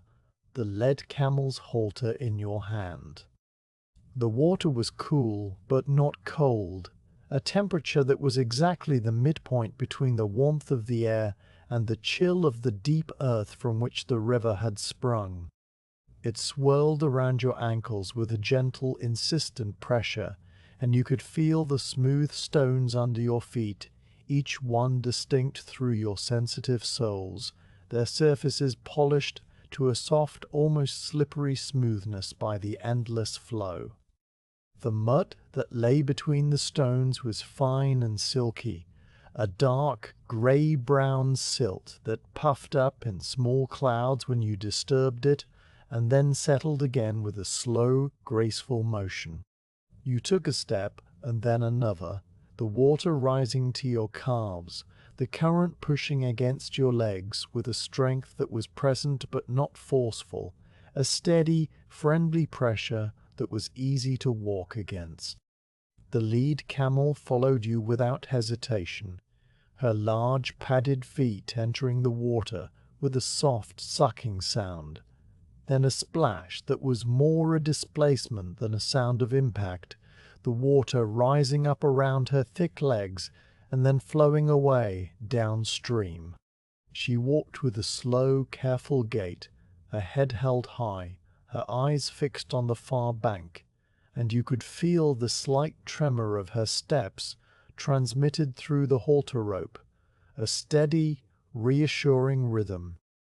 When she reached the deepest part of the river, which came only to her knees, she paused for a moment, dipped her great head and drank, her lips barely touching the surface, the water flowing into her mouth with a quiet, lapping rhythm that went on for several minutes. You waited, standing in the cool current with the water now up to your own knees, the fabric of your rolled trousers damp and clinging, and you let her drink until she was satisfied, until she lifted her head with a final dripping swallow and resumed her steady progress toward the far shore. The other camels followed in their turn, each one led by a different member of the caravan. The young, pale-coated male entered the water with a slight hesitation, his large dark eyes wide, but he relaxed as soon as he felt the coolness on his legs and the solid, sure footing of the gravel bed. The sturdy dun-pack camel walked into the river as if he had done it 1,000 times, which he had, his gait so steady that the loaded packs on his back barely swayed, and he drank deeply from the brown-green water with the same calm, methodical patience he brought to every task. The smaller female came last, her gentle eyes half closed against the sun's glare on the water, and she made a soft, low sound in her throat, a sound that was almost a hum as the current washed the dust from her legs and cooled her tired feet. The horses crossed with a little more spirit, their hooves making sharper clicking sounds against the stones, their tails held high, their nostrils flared and red. The dun gelding paused in the middle of the river and pawed at the water with one front hoof, sending up a small, glittering spray that caught the sunlight and then fell back with a patter of droplets. And you watched this small, joyful act with a quiet smile, understanding that even the animals felt the relief of the water after the long, dusty miles. The cart driver led the oxen across last, the great, placid beasts stepping down the bank with a slow, careful deliberation, the cart's wheels sinking into the soft mud of the riverbed, and then emerging with a wet, sucking sound. The wooden spokes dripping as they turned. The dog, meanwhile, simply swam, paddling across with its head held high and its tail streaming behind it like a small furry rudder, and it emerged on the far bank with a shake that sent a fine mist of water into the air, then trotted up the gravel slope as if the crossing had been nothing at all. You stood on the far shore and watched each animal emerge from the water, their flanks wet and dark, their coats glistening in the now strong sunlight. The water streamed off them in small rivulets, tracing the contours of their muscles and bones, and the sun, which had climbed to its zenith during the crossing, began the slow work of drying them, the moisture evaporating in thin, invisible wisps that you could not see but could feel as a slight cool humidity against your skin. The air on this side of the river smelled different, cleaner somehow, the mineral scent of the water blending with the green, growing smell of the riverside plants to create a fragrance that was fresh and alive. You found a patch of soft, sun-warmed gravel a little way up the bank, and you sat down, stretching your legs out in front of you, the soles of your bare feet sensitive and tingling from the walk across the stony riverbed. The sun felt good on your wet trousers, a gentle, penetrating warmth that would soon dry the fabric to a comfortable softness. You pulled your waterskin from your belt, uncorked it, and emptied the last few mouthfuls of the stale, leather-tasting water onto the ground. Then you walked back to the river's edge, knelt on a flat, dry stone, and submerged the skin into the current, feeling it fill and swell in your hand, the cool water rushing in with a soft glugging sound. When it was full, you lifted it, stoppered it, and took a long, slow drink. The taste of the river water was distinct and memorable, a clean, mineral flavor, slightly sweet, with a faint, earthy undertone that spoke of the deep springs from which it had risen, and the long, patient journey it had made through the grassland. It was the taste of distance, you thought, the taste of a land that held its secrets close and gave them up only to those who travelled slowly and paid attention. You drank again, and the water was so cold that it made your teeth ache slightly, a pleasant, sharp sensation that faded quickly into a deep, refreshing coolness that spread through your chest and settled in your stomach. The other members of the caravan were doing the same, refilling their water skins, splashing water on their faces and necks, sitting on the gravel, and letting the midday warmth soak into their tired muscles. The older man with the grey beard had removed his boots and was soaking his feet in the shallows, his eyes closed, his face tilted toward the sun with an expression of quiet, uncomplicated contentment.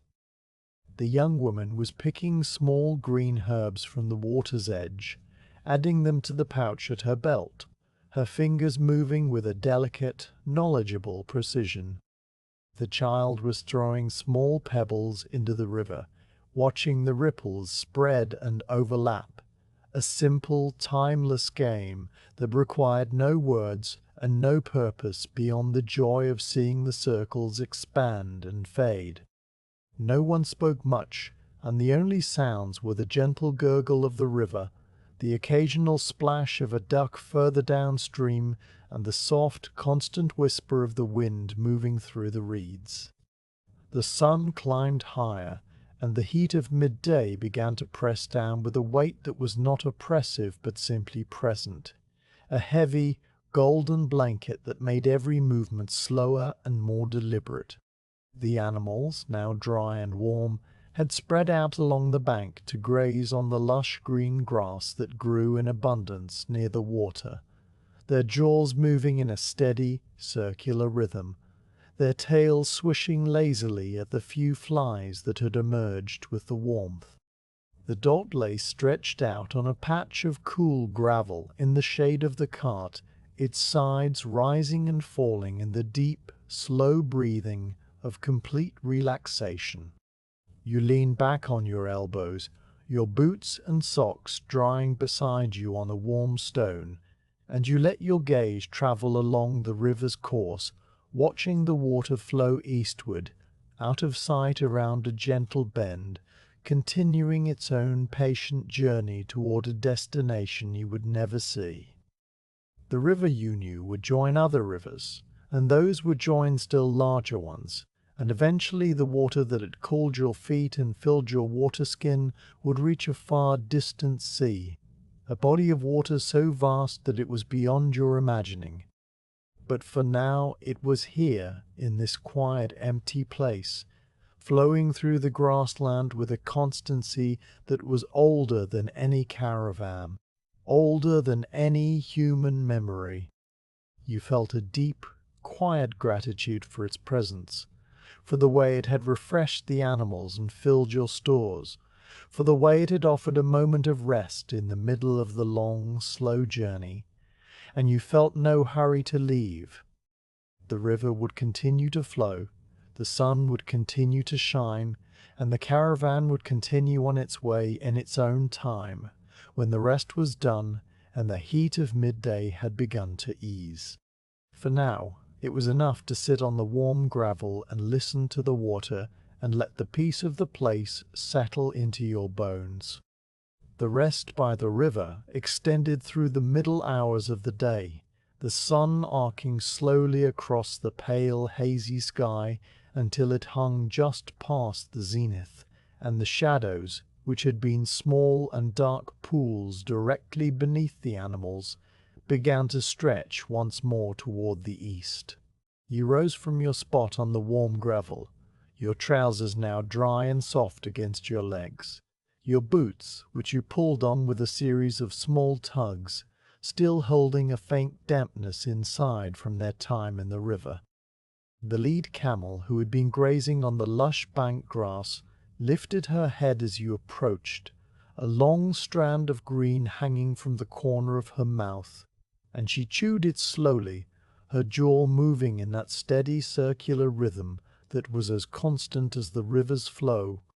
You placed a hand on her neck and felt the sun's warmth radiating from her dusty coat, and she leaned into your touch for a moment before you turned and began the familiar work of gathering the caravan.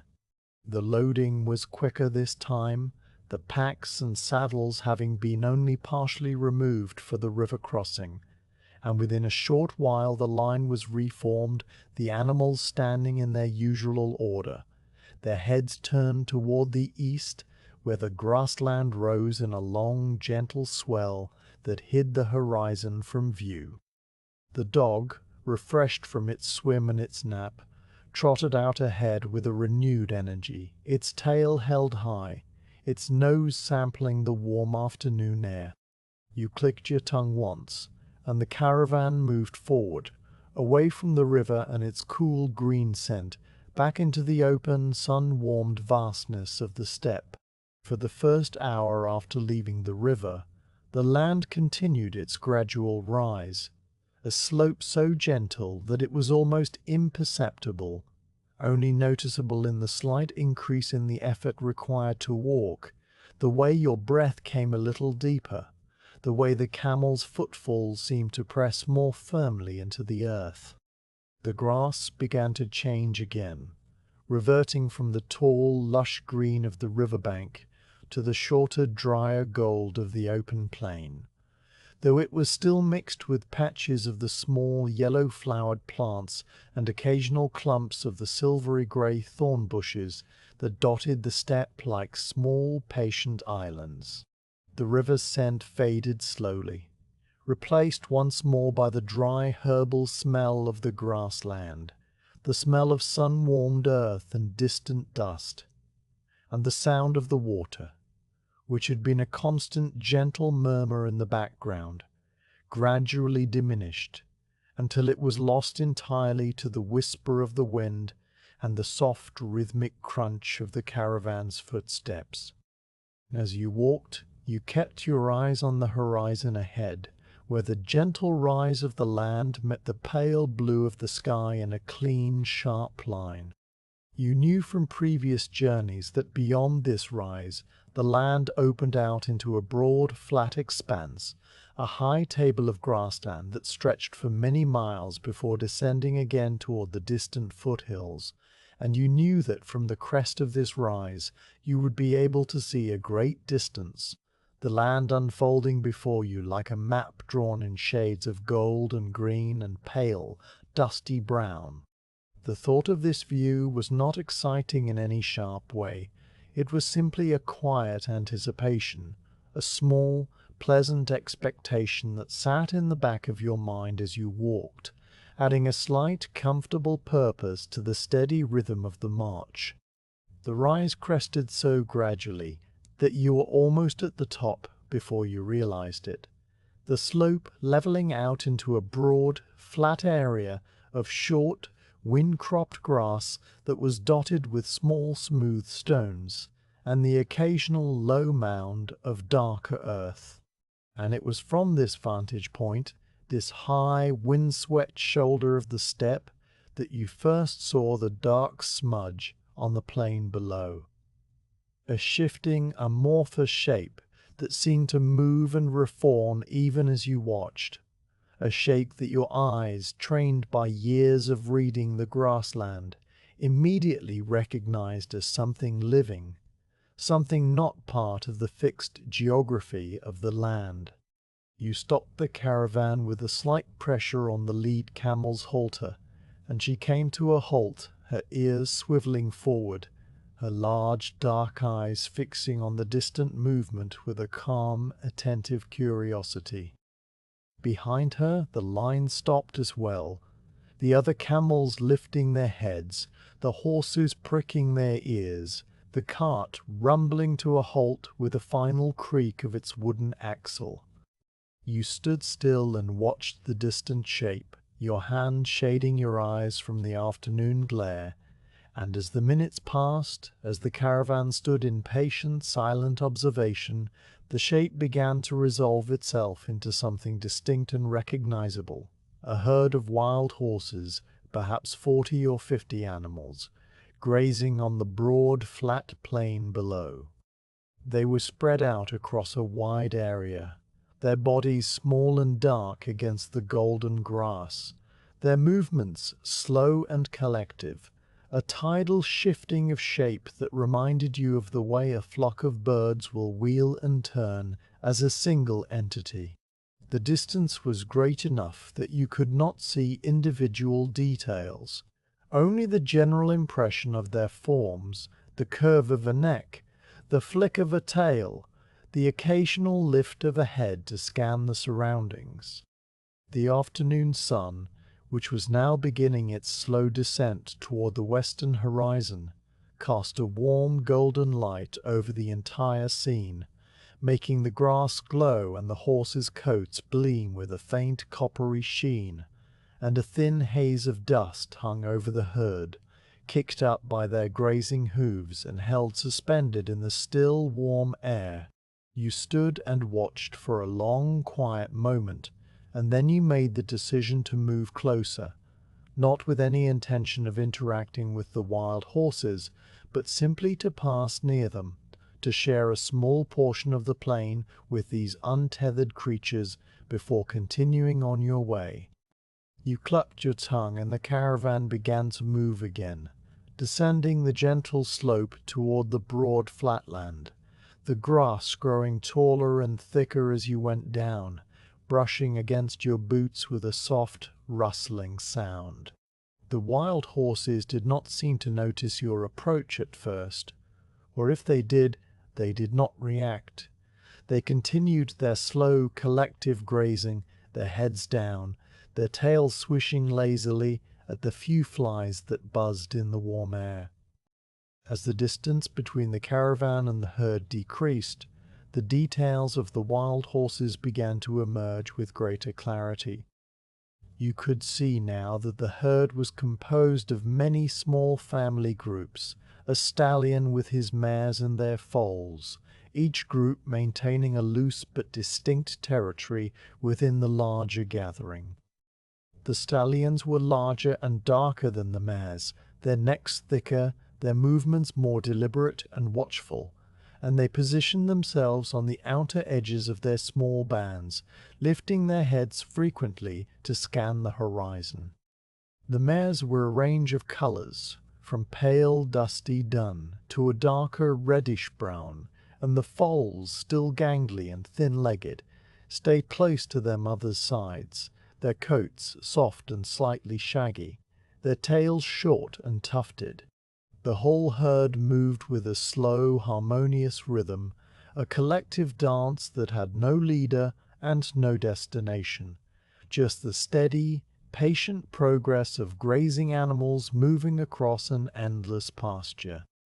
When the caravan had closed to within perhaps 200 paces, one of the stallions, a large, dark-coated animal with a long, flowing mane, lifted his head and turned it in your direction. His ears came forward, sharp and attentive, and his nostrils flared wide, sampling the air, reading the scent of the camels and the horses and the humans and the dog. He stood perfectly still for a long moment, a statue of muscle and bone and wild, untamed attention, and you felt his gaze meet yours across the golden grass, a brief, wordless exchange of awareness between two species who shared the same land, the same sky, the same long, patient journey through time. There was no challenge in his look, no fear, no aggression. It was simply a statement of presence, a calm acknowledgement that you were there and he was here, and the space between you was shared, for this moment, in peace. You stopped the caravan again, not out of any concern, but simply to allow the animals their own moment of observation. Your horses had lifted their heads and were looking toward the wild herd with a quiet, focused attention, their ears pricked forward, their nostrils flared. The dun gelding let out a soft, low nicker, a sound that was almost a question, and one of the wild mares, a pale, sandy-colored animal with a dark stripe down her back, lifted her head and looked in his direction, her ears swiveling, her tail giving a single, slow swish. For a moment, the two groups stood in a quiet, mutual regard, the domesticated and the wild, the laden and the free. And then the moment passed, and the wild stallion lowered his head and returned to his grazing, his message delivered and received. You stood for a while longer, letting the animals watch, letting the peace of the encounter settle over the caravan like a gentle, invisible blanket. The wild herd continued its slow grazing drift, the foals occasionally breaking into short, clumsy gallops, their thin legs kicking up small puffs of dust before returning to their mothers' sides. The mares cropped the grass with a steady, rhythmic motion, their jaws moving side to side, their eyes half closed against the sun. The stallions maintained their patient watch, circling their small bands with a slow, deliberate walk, their heads high, their manes flowing in the warm breeze. The whole scene was a picture of calm, uncomplicated existence, a life lived entirely in the present moment, with no past to regret and no future to anticipate. Only the grass and the sun and the steady, rhythmic beating of a wild heart. The sun had moved noticeably during the encounter, sliding further down the western sky, and the shadows of the caravan had lengthened, stretching out across the grass in long dark ribbons. You knew it was time to move on, to continue your own journey while the wild horses continued theirs, two paths crossing briefly on the vast empty plain and then diverging again, each going its own way. You gave the signal to move, a soft click of your tongue, and the lead camel stepped forward, her great feet pressing into the grass, her load swaying gently with the motion. Behind her, the caravan resumed its slow, steady march, and as you walked, you kept your eyes on the wild herd, watching them as they gradually receded behind you, their dark shapes growing smaller and smaller, their movements becoming once more a single amorphous smudge on the golden plain. The dog, which had been sitting quietly at your side during the encounter, now trotted out ahead again, its tail wagging, its nose busy with 1,000 scents of the grassland. It had shown no interest in the wild horses, perhaps understanding on some deep instinctive level that these were not creatures to be chased or bothered, but simply fellow travelers on the great open steppe. You glanced back one final time, and the wild herd was still there, still grazing, still moving with that slow tidal rhythm, and then the land dipped slightly and they were gone, hidden behind a low swell of grass, becoming memory before the sun had moved another handspan across the sky. The afternoon wore on, the heat of the day beginning to wane, the air cooling in small, almost imperceptible increments. The caravan walked on, the camels with their steady, swinging stride, the horses with their heads low, the cart rumbling along behind. You found yourself thinking about the wild horses, about the calm, untroubled look in the dark stallion's eyes, about the way the foals had kicked up their heels in the golden grass, about the simple, complete freedom of their existence. The thought was not a sad one, not a longing one. It was simply a quiet observation, a note made in the ledger of your mind, another small piece of the steppe's vast, patient story added to your own. You walked on, and the sun continued its slow descent, and the memory of the wild horses settled into the back of your mind like a smooth, warm stone, a small, quiet comfort to carry with you through the miles ahead. The heat arrived, not as a single wave, but as a slow, gradual thickening of the air, a weight that settled over the steppe like a heavy, invisible blanket sometime in the middle of the morning, and then refused to lift. By the time the sun had climbed to its highest point, a pale, glaring disk in a sky that had bleached from blue to a dusty, whitish haze, the world had become a place of shimmer and stillness, a world where every movement felt slower and more deliberate, where even the thoughts in your head seemed to move with a drowsy, liquid patience.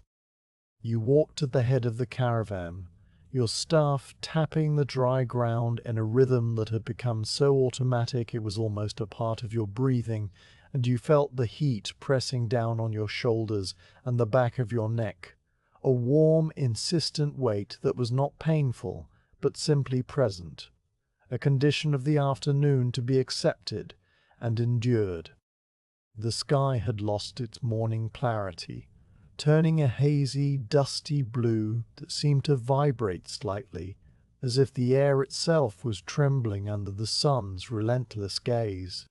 The horizon, which on clear days was a sharp, clean line where the gold of the grass met the pale dome of the heavens, had become soft and uncertain,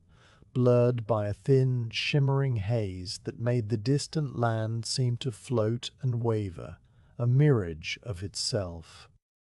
The grass, which had been a fresh green-tinged gold near the river, had dried to a pale, brittle yellow, and it crackled faintly under the animals' feet,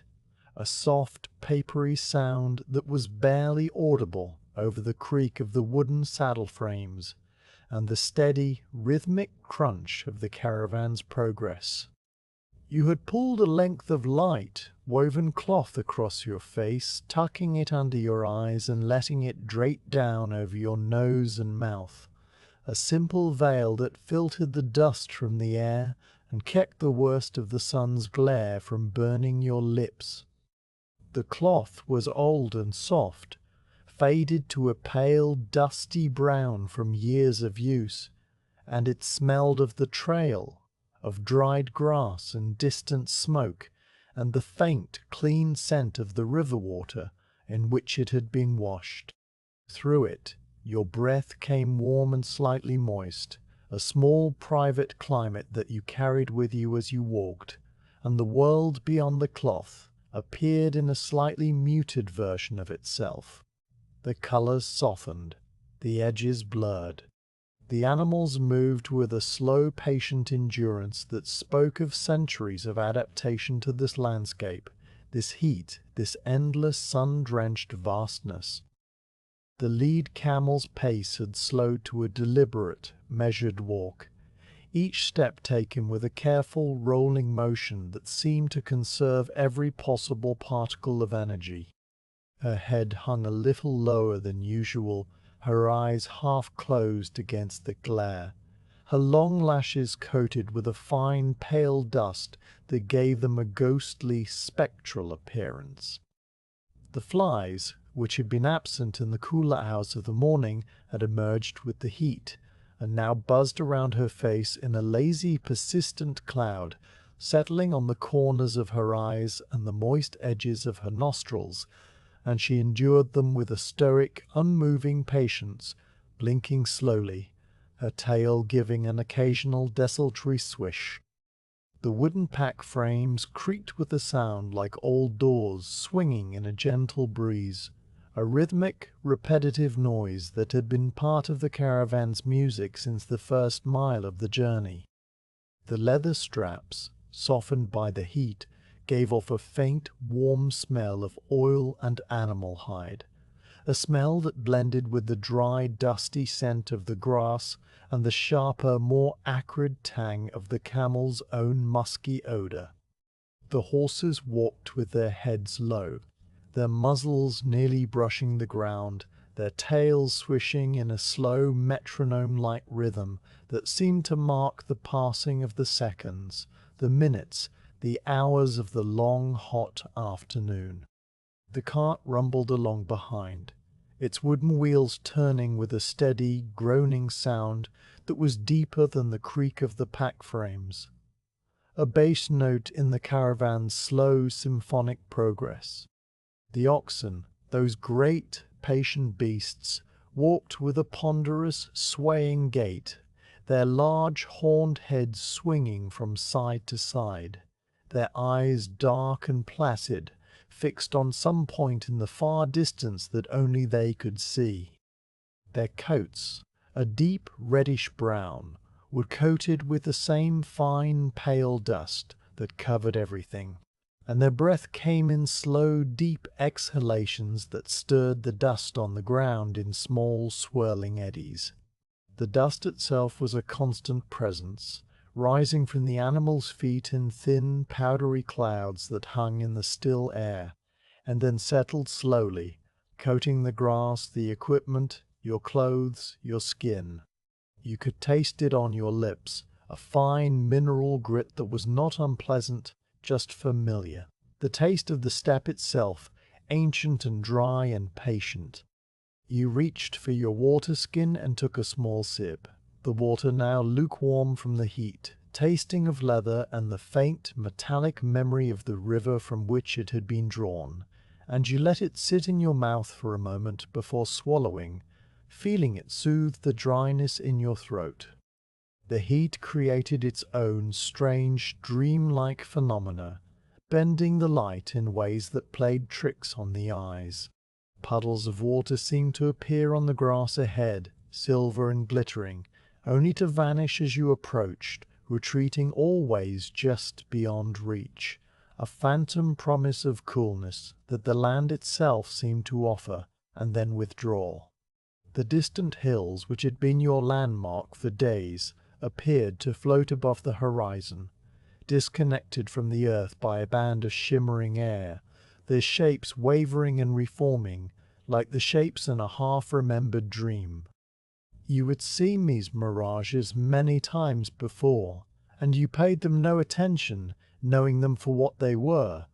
but they added to the sense that the afternoon was a time apart, a slow, suspended interval between the clarity of morning and the relief of evening. The dog, which usually trotted ahead with a busy, purposeful energy, had slowed to a walk and then to a panting, tongue-lolling amble, its grey muzzle caked with dust, its eyes squinting against the glare. It stayed close to your heels now, stepping in the small patch of shade cast by your body, its tail hanging low, its ears drooping. You looked down at it and made a soft, clicking sound, a sound of acknowledgment and reassurance, and it looked up at you with a brief, grateful flick of its tail before returning its attention to the simple, consuming task of putting one paw in front of the other. The hours passed in this way, measured not by any device, but by the slow, incremental movement of the sun across the hazy dome of the sky. The heat seemed to reach a peak sometime in the early afternoon, a point at which the air was so thick and warm that it felt almost liquid, a warm, golden syrup that you moved through with a slow, dreamlike effort. The sweat on your skin evaporated almost instantly, leaving behind a fine, salty residue that made your clothes cling to your back and shoulders. The cloth across your face was damp now with your own breath, and you adjusted it slightly, pulling it down for a moment to gasp a mouthful of the hot, dry air before tucking it back into place. And then, a small change, a single cloud, the first you had seen all day, drifted across the face of the sun, and the world was plunged into a sudden, gentle shadow. The relief was instant and physical. A cool hand pressed against the back of your neck, a loosening of the tight, hot band that had been wrapped around your temples. You looked up, and the cloud was a lone, puffy shape of pure, clean white, its edges bright with the sunlight it was blocking, its underside a soft, greyish blue, and it moved with a slow, stately grace across the sky, a celestial traveller on its own patient journey.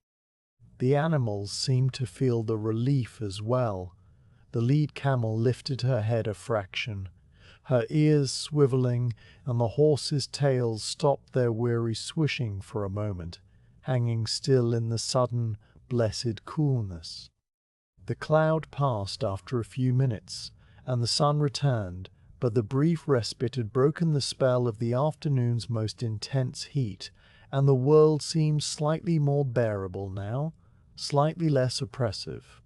You scanned the land ahead, your eyes moving across the pale yellow grass and the trembling horizon,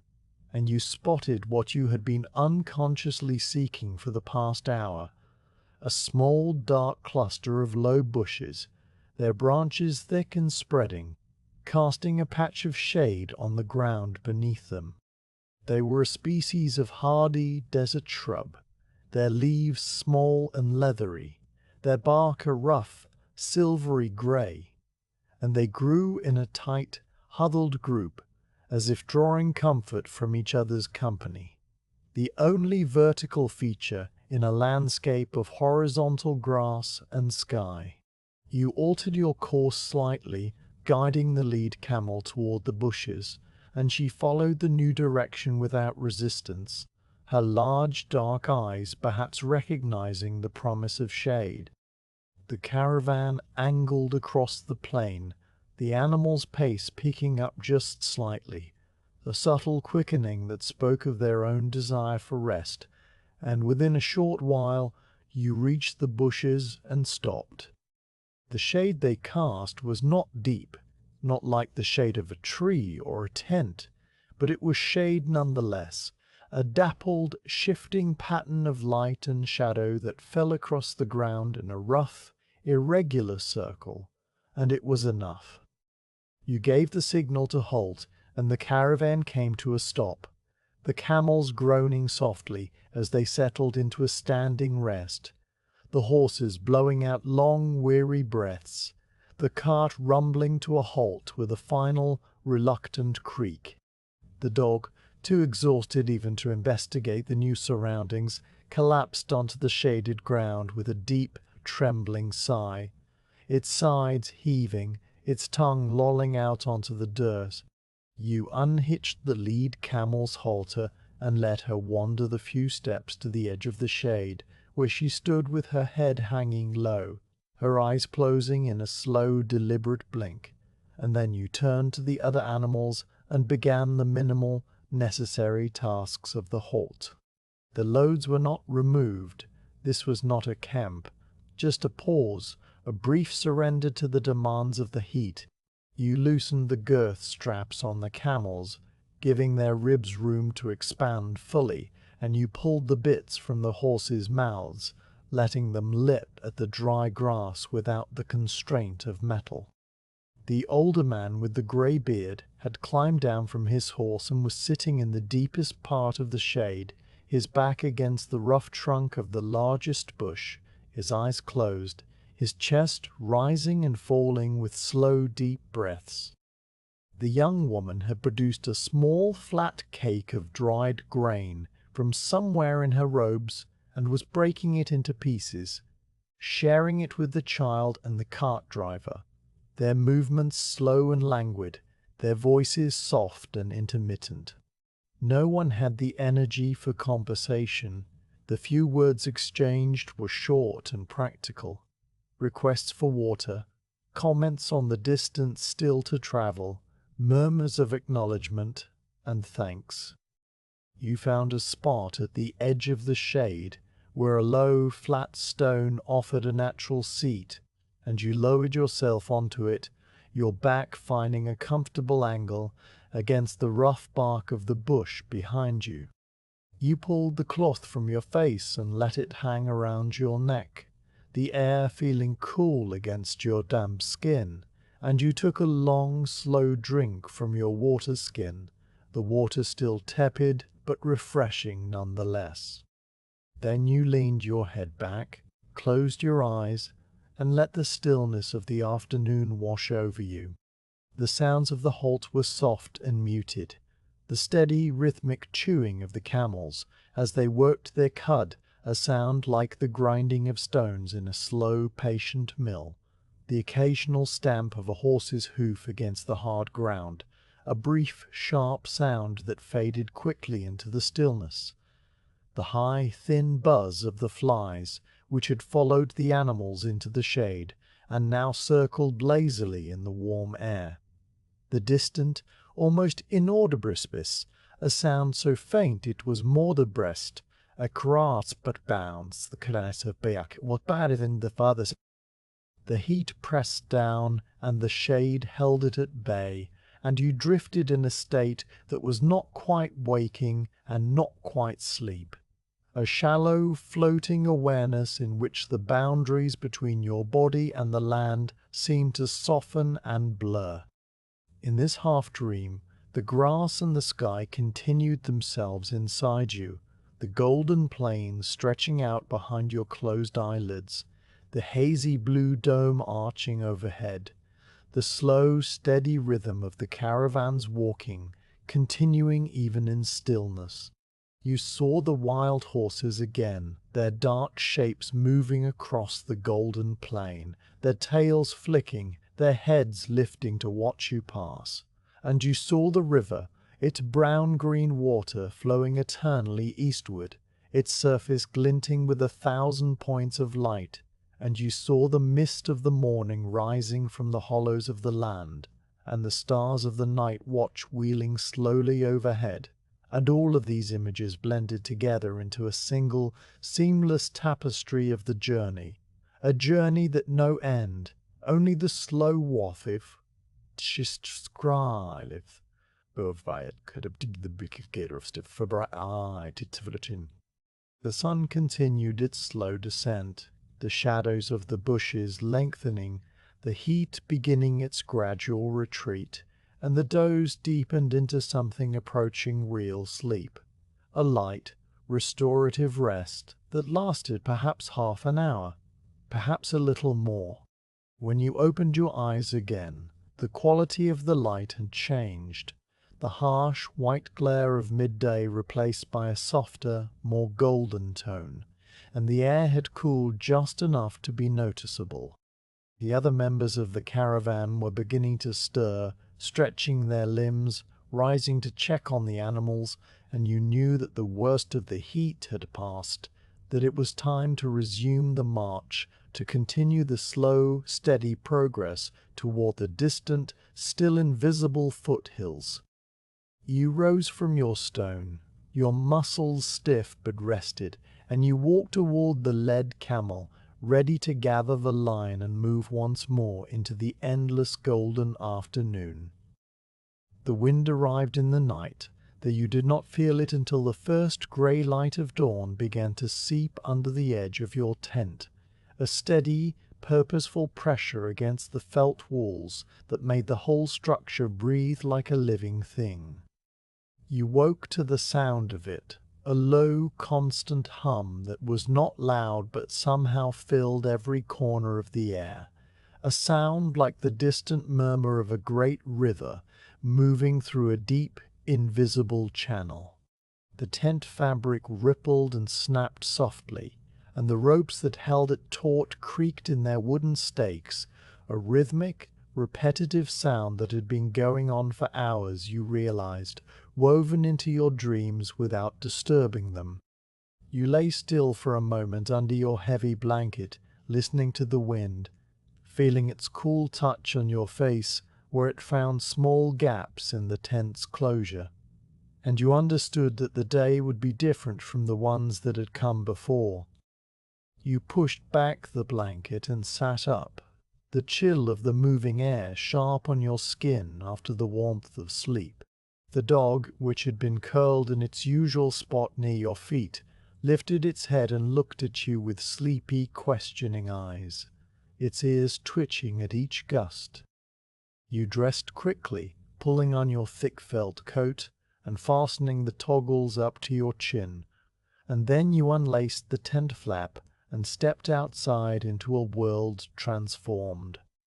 The wind hit you immediately, a solid, invisible wall of moving air that pressed against your chest and made you lean into it slightly, a pressure that was not violent or threatening but simply insistent, as if the steppe itself had decided to push gently against everything that stood upon it. The camp was already stirring, though the movements of the other travelers were slow and careful, their bodies hunched slightly against the breeze. The older man was gathering the tent poles, his grey beard blown sideways across his face, and the young woman was struggling to fold a large square of felt that kept billowing and snapping in the gusts.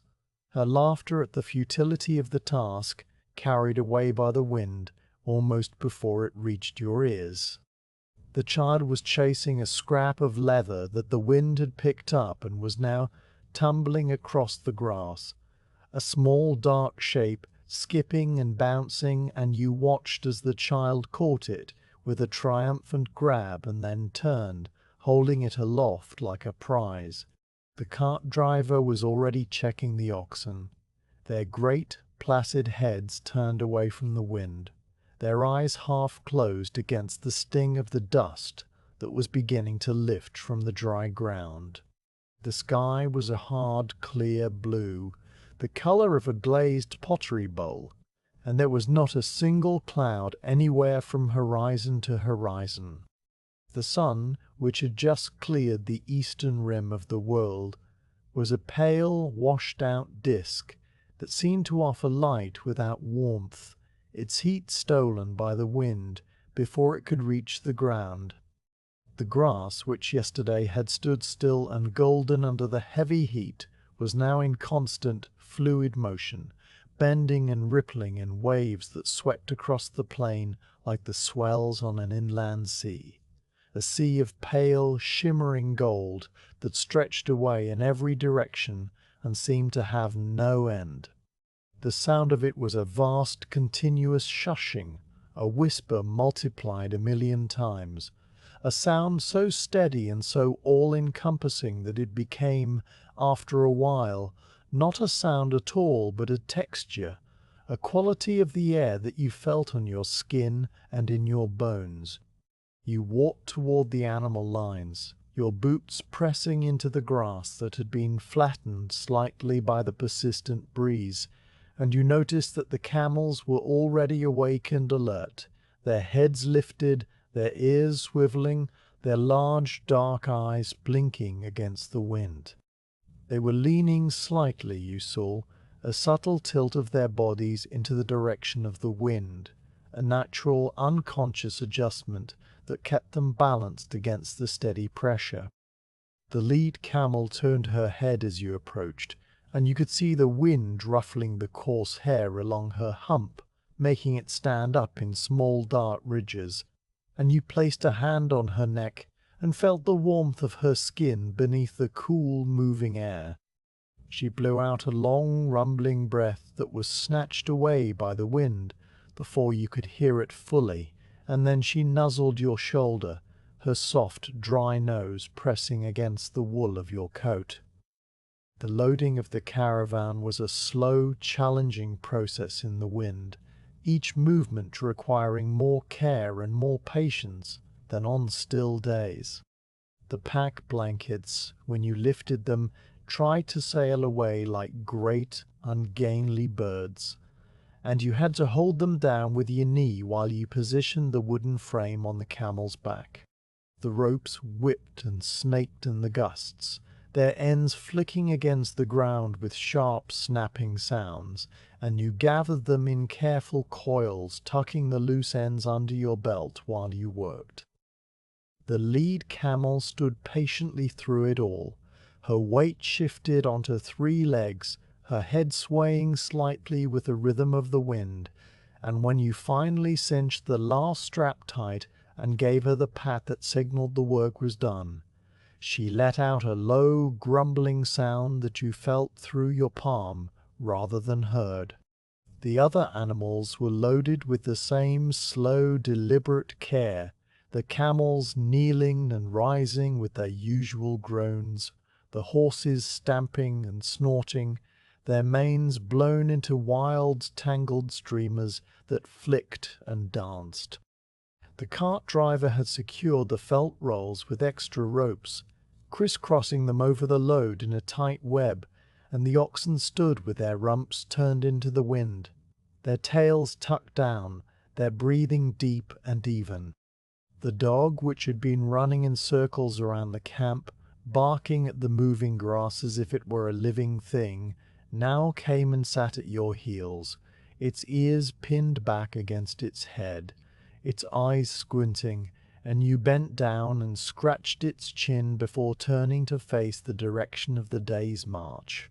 You gave the signal to move, a click of your tongue that the wind swallowed almost entirely, but the lead camel saw the motion of your hand and stepped forward, her great padded feet pressing into the earth, and the caravan began its slow progress into the teeth of the wind. You walked at the head, your body leaning forward at a slight angle, your staff planted firmly with each step, and the wind pushed against you with a constant steady force that was almost companionable, a presence that walked beside you and demanded acknowledgment. Your coat flapped at your legs, the loose edges snapping, and the hood of your cloak, which you had pulled up over your head, streamed out behind you like a dark, tattered banner. The cloth across your face, which you had pulled into place against the dust, pressed against your nose and mouth with each gust, and your breath came through it in warm, moist puffs that condensed briefly on the fabric before being dried by the very next gust.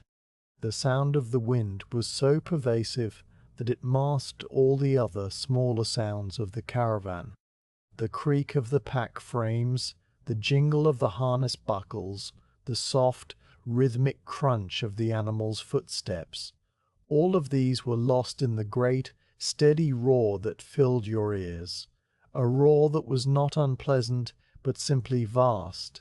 the voice of the open steppe speaking in a language too old and too large for human understanding. You could see the other members of the caravan out of the corner of your eye, their shapes hunched and dark against the golden waving grass, their heads bowed, their robes fluttering, and you knew they were speaking sometimes, their mouths moving, but you could hear none of it, only the wind and the wind and the wind. The grass, which had been your constant companion on this journey, became a spectacle of motion, bending and rising in waves that travelled across the plain with a liquid, hypnotic grace.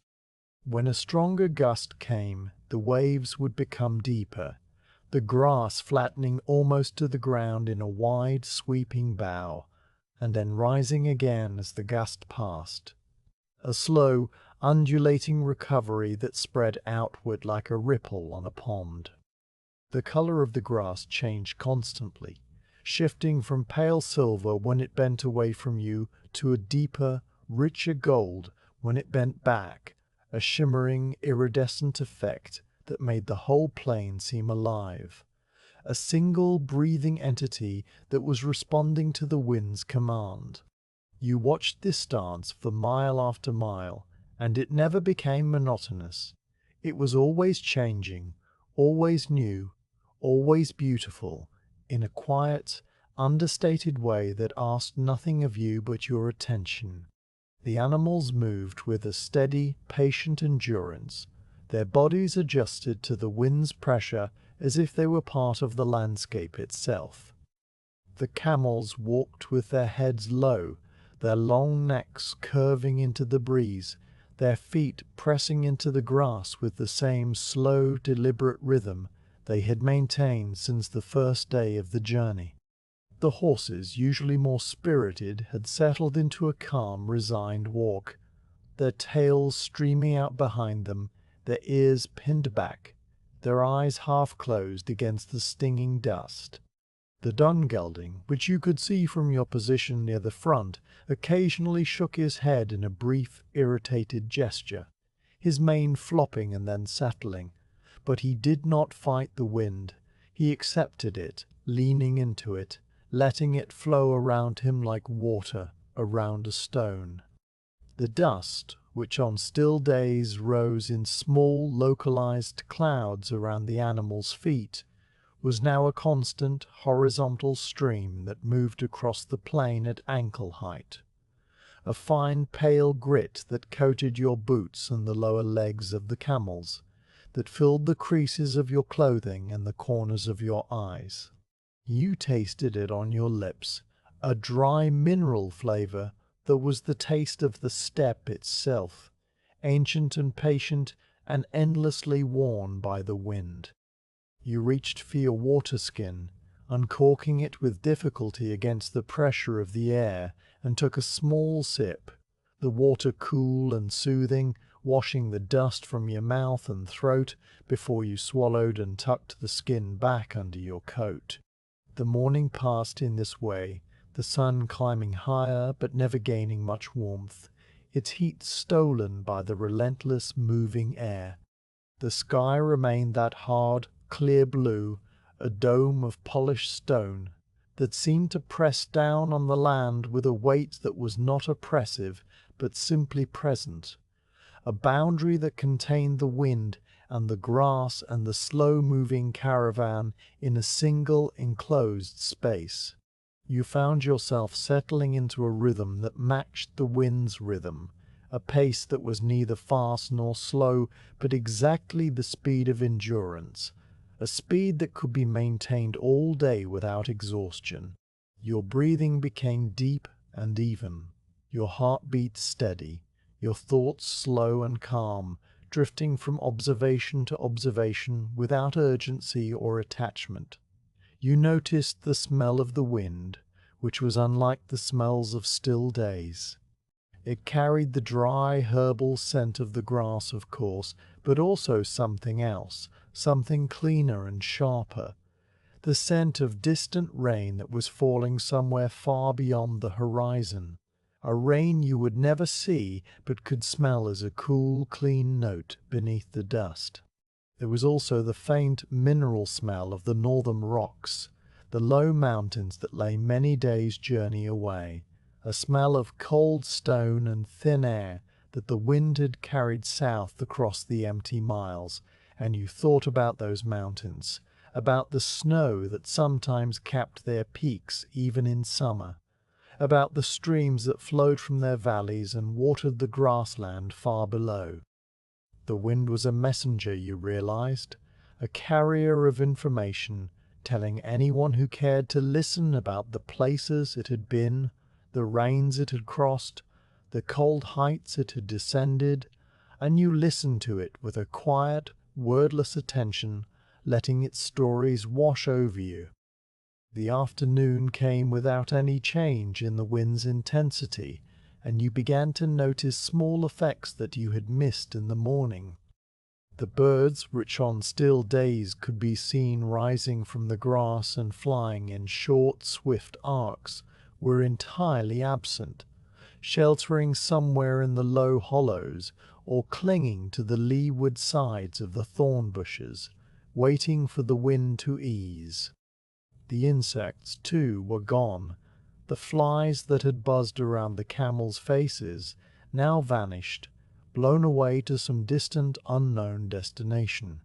The only living things that seemed to thrive in the wind were the grass itself, bending and rising, and the few hardy lizards that you occasionally spotted clinging to the sun-warmed stones, their small, flat bodies pressed close to the rock, their eyes closed against the dust. When a lone, distant shape appeared on the horizon, you watched it for a long time before you could identify it. A bird of prey, a hawk or an eagle, hanging motionless in the sky on outstretched wings, riding the wind without a single flap, its body perfectly still, its head turning slowly as it scanned the grass below. It was a master of this element, a creature that had turned the wind from an obstacle into a tool, and you admired it with a quiet, unspoken respect, watching it until it tilted one wing and slid sideways across the sky, vanishing into the hazy distance as suddenly as it had appeared. The sun began its slow descent, and the quality of the light changed, taking on a warmer, more golden tone that made the waving grass look like a sea of molten metal, each blade a tiny shimmering tongue of flame. The wind, which had been constant all day, began to show small, almost imperceptible signs of change, its pressure becoming slightly less steady, its gusts slightly more intermittent. You felt these changes on your skin, a slight easing of the force against your chest, a brief moment of stillness between gusts that grew longer and longer as the sun edged closer to the horizon. The animals seemed to sense it too. The led camel lifted her head a little higher, her ears swiveling, and the horses' tails, which had been streaming out behind them, began to droop and hang, their weight returning as the wind's strength diminished. You continued to walk, the caravan behind you, the shadows lengthening dramatically, the golden light deepening into shades of amber and rose. The wind's voice, which had been a constant roar, began to soften, to break into individual sounds. The rustle of the grass, the creak of the pack frames, the soft, rhythmic crunch of the animals' footsteps, all of these returning one by one like old friends after a long absence. The dog, which had been plodding along at your heels all day, lifted its head and sniffed the air, its ears coming forward, its tail giving a tentative experimental wag. And then, as the sun made contact with the far rim of the world, the wind dropped, abruptly and completely, as if a great door had been closed somewhere in the north. The silence that followed was almost a sound in itself, a profound, ringing stillness that filled your ears and seemed to press against your eardrums with a gentle, insistent weight. You stopped walking, and the caravan stopped behind you, and for a long moment no one moved, everyone simply standing in the sudden, shocking quiet, letting it wash over them like cool, clean water after a long, dusty journey. The grass, which had been in constant, fluid motion, now stood perfectly still, its blades upright and shimmering in the golden light of the setting sun, and the sky, which had been that hard, clear blue, was now a soft, melting wash of pink and gold and pale, tender lavender.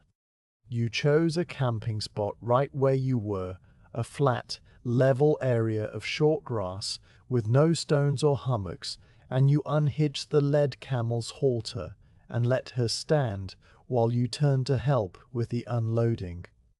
The tasks of the evening were performed in a quiet, almost reverent hush, everyone's voices low and soft, everyone's movements slow and careful, as if they were all afraid of breaking the fragile, perfect stillness. The fire, when it was lit, rose straight up into the quiet night, its flames a single, unwavering column of orange and gold that cast a warm, steady light over the camp, and the smoke rose with it, a thin, grey column that climbed straight up into the darkening sky without a single waver or curl. You sat by the fire, your cloak around your shoulders, and you let the peace of the evening settle into your bones. The stars emerged, one by one, in a sky that was now dark and clear and utterly, profoundly calm, and you looked up at them and felt the deep, quiet contentment of another day completed, another sunset witnessed, another night begun. The wind, which had been your companion through all the miles of the day, was now asleep, and the steppe slept with it. And you, the guide, the traveller, the small temporary presence on this vast ancient land, slept too eventually, wrapped in the deep, perfect stillness of the windless night. The morning came with a quality of light that was subtly different from the days before, a paler, cleaner light that seemed to reach further across the land, picking out details that had previously been lost in the golden haze of the steppe. You woke under your felt blanket, the air cool and thin against your face, and you lay for a while listening to the sounds of the camp stirring around you, the soft, grumbling breath of the camels, the distant stamp of a horse's hoof, the quiet, rhythmic scraping of the older man tending the fire. The dog, which had been a warm, compact weight against your leg through the night, stretched and yawned, its jaw cracking with a soft, delicate sound, and then it stood and shook itself, the motion sending a fine spray of dew from its coat that glittered briefly in the grey light. You rose and pulled your coat around you, the wool stiff with cold, and you walked to the edge of the camp to look at the horizon as you did every morning. The grass, which for days had been a uniform golden sea, was now shorter and sparser, its blades finer and more brittle, and between the clumps you could see the soil more clearly, a pale greyish-brown that was almost white in the early light, a soil that spoke of ancient rock and scant rain. But it was not the grass or the soil that held your attention. It was the line of mountains that now filled the eastern horizon, a jagged blue-gray silhouette that had grown from a faint dream into a solid, undeniable presence. Days ago, those mountains had been a thin, wavering smudge, a suggestion of something far away and uncertain, but now they loomed with a quiet, patient mass, their folds and shadows distinct, their peaks sharp against the brightening sky. You stood for a long moment and looked at them, letting your eyes trace the contours of the highest ridge, the deep, dark gashes of the valleys, the way the foothills rolled out from the base of the range like the skirts of a great stone garment. You recognized the landmarks from previous journeys, the wide U-shaped mouth of a valley that cut into the mountains at a slight angle, the particular tilt of a sloping shoulder of rock, the thin silver thread of a waterfall that hung on a cliff face and caught the first light of the rising sun. That valley was your destination, the route you would take into the foothills, a route you had traveled many times before, and the sight of it filled you with a quiet, settled feeling, a sense of familiarity and rightness that was too deep for excitement, but too warm for indifference. The camp broke with its usual unhurried rhythm, the tents folded, the animals loaded, the fire scattered, and within an hour you were walking at the head of the caravan, your boots pressing into the pale stony soil, the mountains growing imperceptibly larger with every step. The sun rose behind the peaks, turning them into a wall of dark indigo shadow against a sky of blazing gold, and then as the sun cleared the highest ridge, the light spilled over the tops and began to slide down the eastern slopes, illuminating the rock in bands of warm, honey-colored light that moved with a slow, majestic purpose.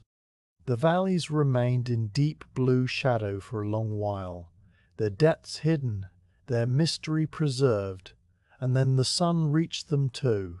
and the whole range was revealed in a palette of grey and brown and ochre, a vast ancient sculpture carved by wind and water, and the slow, patient work of time. The caravan moved at its usual pace, the camels swinging their long legs in that steady, rolling gait, the horses stepping carefully on the increasingly stony ground, the cart's wheels crunching over small, loose pebbles that had begun to appear among the grass. The soil had become paler and thinner, a dry, crumbly crust that cracked underfoot, and the grass was no longer a continuous carpet, but a patchy covering, leaving bare stretches of hard, sun-baked earth that were dotted with small, sharp-edged stones. These stones were the first outriders of the mountains, fragments of ancient rock that had washed down from the high peaks over millennia, and you noticed that they were of many colors: pale gray, rusty red, a dark, purplish brown, some of them flecked with tiny, glittering crystals that caught the sun and winked like small, secret stars. The air, too, had changed. It was thinner and drier than the air of the open steppe, and it carried a cool mineral scent that was entirely different from the dusty, herbal smell of the grasslands, a scent of cold stone and old snow, and the clean, sharp breath of high altitudes. You breathed it in deeply, and it felt light in your lungs, almost buoyant, as if the very atmosphere was lifting some of the weight from your shoulders. The wind, when it came in brief, fitful gusts that tumbled down from the mountain-sides, carrying the faint, distant sound of rushing water, a sound so subtle you were not sure you were hearing it at all, a sound that might have been memory or imagination, but was probably real, the voice of the streams that ran through the high valleys, fed by melting snow and hidden springs. The morning passed in the steady, rhythmic way that all mornings passed on this journey. the sun climbing higher and the shadows shortening, the mountains growing ever closer and ever more detailed. You could see now the individual trees that clung to the lower slopes, small dark green dots that were probably pines of some hardy, wind-bent variety, and you could see the lines of the geological strata, horizontal bands of different colored rock that told a story of ancient seas and volcanic fires, a story written in stone that no one would ever fully read. The wide valley mouth that was your landmark grew clearer, its floor a flat, dark green swath of thicker vegetation, and you could see the glint of a river winding through it, a river that emerged from the mountains and flowed out onto the plain, the same river perhaps that you had crossed days before, or a tributary of it, part of the same slow, patient network of water that drained the high country. The caravan stopped for a brief rest when the sun was directly overhead, though the heat here was less oppressive than it had been on the open steppe, tempered by the altitude and the cool mountain air. You loosened the camels' girths and let them stand, their heads hanging low, their jaws moving in the slow circular rhythm of rumination, and you sat on a flat, sun-warmed boulder that was half buried in the pale soil, its surface smooth and polished by centuries of wind-blown sand. The dog lay at your feet, panting lightly, its tongue lolling, and you shared a small piece of dried meat with it, watching its jaws work with a gentle, absent fondness. The other members of the caravan rested in their own ways, the older man sitting with his back against a cartwheel, his eyes closed, the young woman walking slowly among the scattered stones, picking up small, interesting rocks and examining them before placing them back, the child drawing patterns in the dust with a stick, patterns that the next gust of wind would erase. You ate a small, flat cake of millet, its texture dry and crumbly, its taste nutty and faintly sweet, and you drank from your water skin, the water still cool from the morning and tasting of the last river you had crossed. As you ate, you let your gaze wander over the mountains, now so close that they filled half the sky, and you noted the way the light was beginning to change, the high white sun of midday shifting toward a softer, more golden tone as it began its slow descent toward the western horizon behind you. The eastern faces of the mountains, which had been washed in pale, clear light all morning, were now taking on a deeper, more sculptural quality, their shadows lengthening and their colors deepening from gray to a dusky, muted purple, the color of a ripe plum. You resumed the march in the early afternoon, the caravan moving forward with the same slow, steady pace, the ground now rising in a long, gentle incline that led toward the valley mouth. The grass had become even sparser, replaced in many places by a low, tough scrub of grey-green bushes that clung to the rocky soil with gnarled, woody stems, and the stones were larger and more numerous, some of them the size of a camel's foot, others as big as a cartwheel, scattered across the slope as if a giant had dropped them there. The animals picked their way through this rocky terrain with a careful, practiced delicacy, the camels placing their broad feet flat on the most stable surfaces, the horses stepping high, their ears pricked forward, their attention focused on the ground. The cart driver guided the oxen with soft, murmured words, and the wheels bumped and lurched over the stones, the whole cart swaying gently from side to side. As you climbed, the view behind you began to open out, the plain you had crossed stretching away into a vast golden-brown distance that seemed to go on forever, the horizon a soft, hazy line where the earth met the sky. You paused once, turning to look back, and you could see the path you had traveled, not as a visible track, but as a memory in your mind, a line drawn across the grass by the slow, steady rhythm of your walking. The steppe looked peaceful and empty, a great, quiet bowl of light and space, and you felt a quiet gratitude for its shelter, its patience, its endless, silent company. Then you turned back to the east and continued walking, the mountains pulling you forward with their ancient gravitational presence. The afternoon deepened, and the sun slid further down the western sky, its light growing warmer and richer, a golden light that seemed to pool in the valleys and spill over the ridges like honey. The mountains responded to this light with a slow, majestic display of color,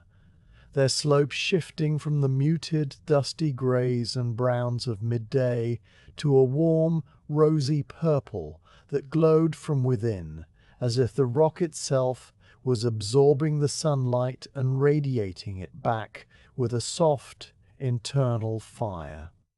The shadows in the valleys and gorges grew darker and more intense, a deep, velvety blue-black that contrasted with the glowing heights, and the whole range became a study in light and dark, a vast three-dimensional map of illumination and shadow. You reached the mouth of the valley just as the sun began to make contact with the far western edge of the plain, its lower rim flattening into a line of molten gold that spread across the horizon like a slow, liquid tide. The valley opened before you, a wide, flat-bottomed corridor between two great sloping shoulders of rock, its floor carpeted with a thick green mat of grass and wildflowers, its center marked by the winding silver ribbon of the river, which you could now hear as a soft, continuous murmur that echoed off the stone walls. The air here was cooler and damper, carrying the fresh green scent of water and vegetation, and the sound of the river blended with the whisper of the wind through the pine trees that grew in dark, clustered groves along the lower slopes. The scene was one of profound, tranquil beauty, a place where the mountains welcomed the traveler with a quiet, patient grace. You led the caravan a short distance into the valley, far enough to find a level, grassy area near the river, but not so far that you lost the openness of the plain behind, and you stopped, giving the signal to make camp. The unloading was performed with the same slow, careful rhythm as always. The animals released to graze on the lush green grass, the tents pitched on the soft, level ground, the fire lit with dry pine twigs that the older man had gathered from the edge of a nearby grove.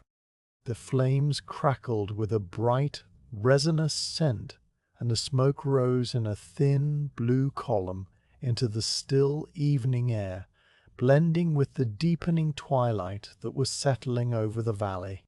You sat by the fire as the last light faded from the sky,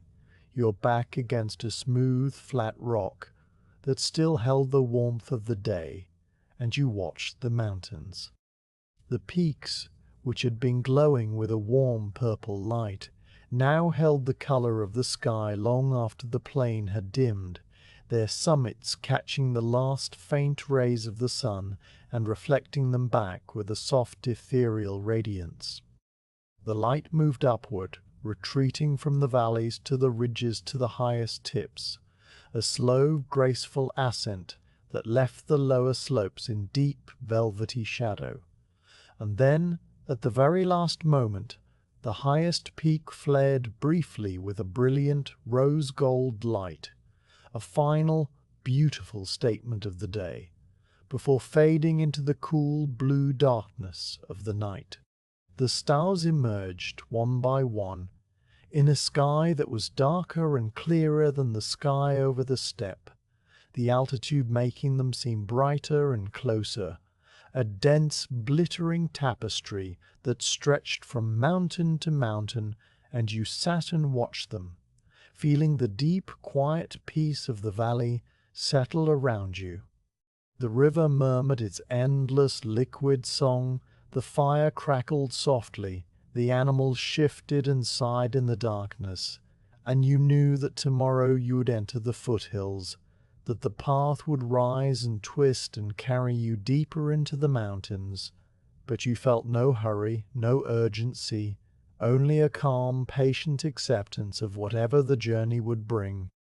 The mountains had been waiting for you, and you had arrived, and that was enough. You pulled your blanket around your shoulders, leaned your head back against the warm rock, and let the slow, steady rhythm of the night carry you towards sleep. The final day of this long crossing began much as the others had begun, with the slow grey light of dawn seeping into the sky and the cool, thin air of morning pressing against your face. You woke with the smell of pine smoke in your nostrils, a clean, sharp scent that was different from the dung fires of the open steppe, and you lay for a moment under your blanket, listening to the sound of the river just a short distance away, its voice a steady, liquid murmur that had sung you to sleep and now welcomed you back to waking. The dog stirred at your side, its tail thumping once against the ground, and you reached out to scratch its ears before pushing back the blanket and rising to meet the day. The camp in the valley was a place of soft green beauty,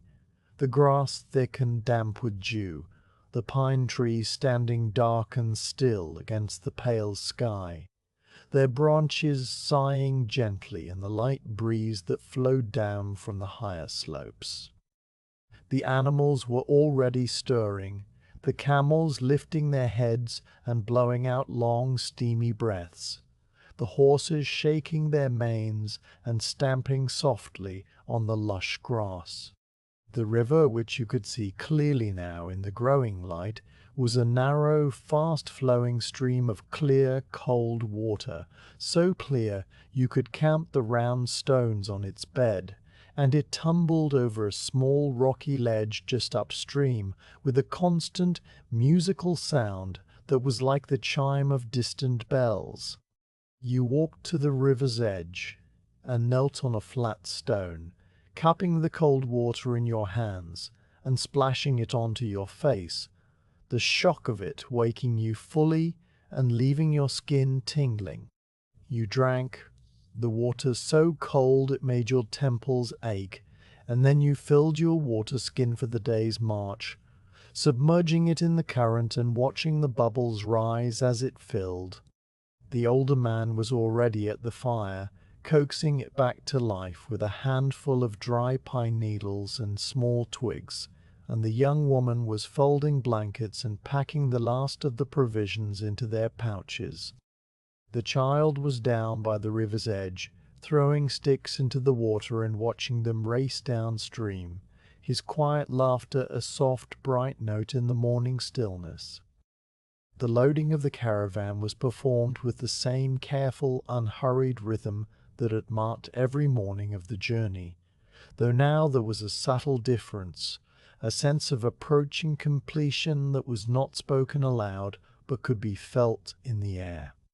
The packs were secured, the girths tightened,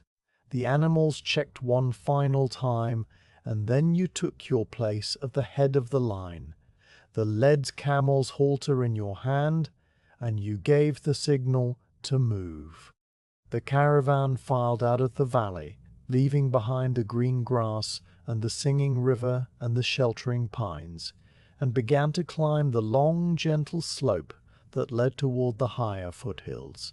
The path rose steadily, the ground becoming rockier and more broken, the grass giving way to a low, tough scrub of juniper and thorny bushes that clung to the thin soil with gnarled, determined roots.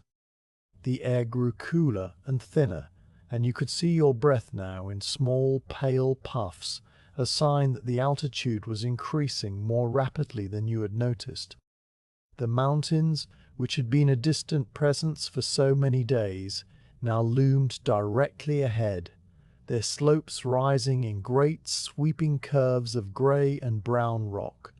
their higher reaches dusted with a fine white snow that glistened in the morning sun.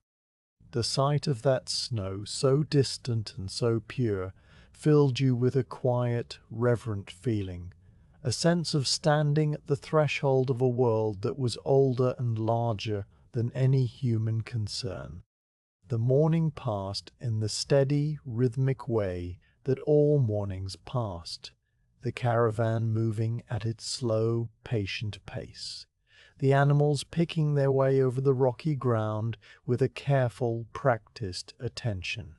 You walked with your staff in your hand, your eyes moving constantly over the landscape, noting the landmarks that guided your path. A particular spire of rock that jutted from a ridge,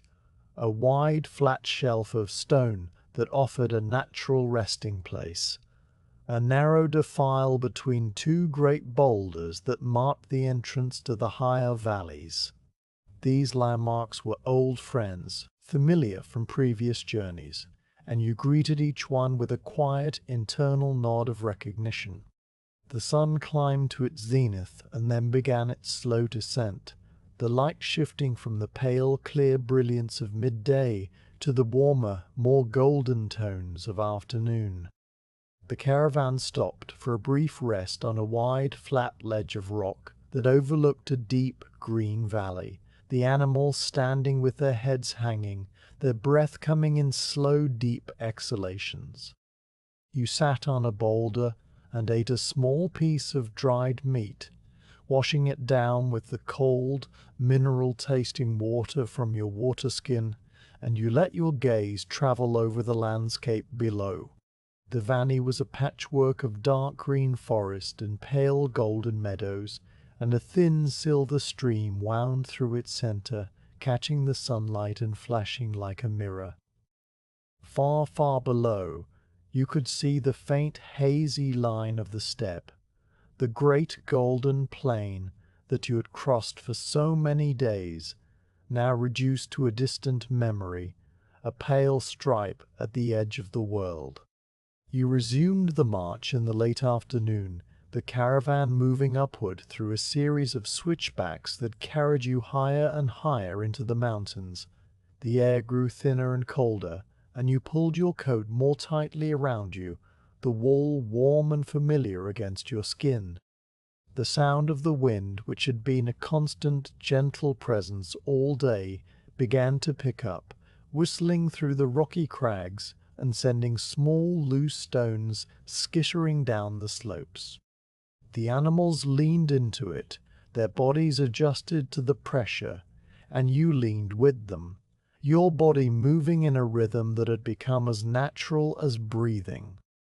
As the sun began its final descent toward the western horizon, you reached a high, flat pass between two great peaks, a saddle of land that offered a view of both the world you had left behind and the world you were entering.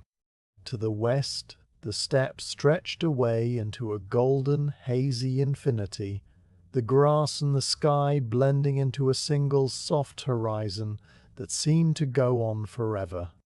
To the east, the mountains rose in a series of jagged, snow-capped peaks, their slopes dark with pine forests and their valleys filled with the deep, blue shadows of approaching evening. The sight was so vast, so beautiful, so utterly beyond any human scale, that you stopped the caravan and simply stood, letting the view fill your senses and wash through you like cool, clean water. Another sunset, you thought, another camp, another quiet night under the stars. The rhythm of the journey continued, unchanging and eternal, a slow, steady progression through a landscape that asked nothing of you but your presence, your patience, your willingness to walk and to watch and to listen. You found a level, sheltered spot just below the pass, a place where the wind was blocked by a high wall of rock and the ground was soft with a thick mat of alpine grass, and you gave the signal to halt. The unloading, the tending of the animals, the lighting of the fire, All of these tasks were performed with the same quiet, methodical care as always. And then you sat with your back against the warm rock and watched the last light fade from the sky. The peaks turned from gold to rose to a deep velvety purple, and then they faded to black silhouettes against a sky that was filling with stars, more stars than you had ever seen on the steppe, so many that the heavens seemed to be made of light rather than darkness. The fire crackled softly, the animals settled into their rest, the dog curled at your feet, and you felt the deep, quiet peace of the mountains settle over you like a blanket. Tomorrow you would walk further into this high, wild country, following the ancient paths that had been trodden by countless caravans before yours, but tonight there was only the fire and the stars and the slow, steady rhythm of your own breathing. You closed your eyes and sleep came easily, gently, carrying you into a dreamless rest while the mountains stood guard and the earth turned slowly toward another dawn.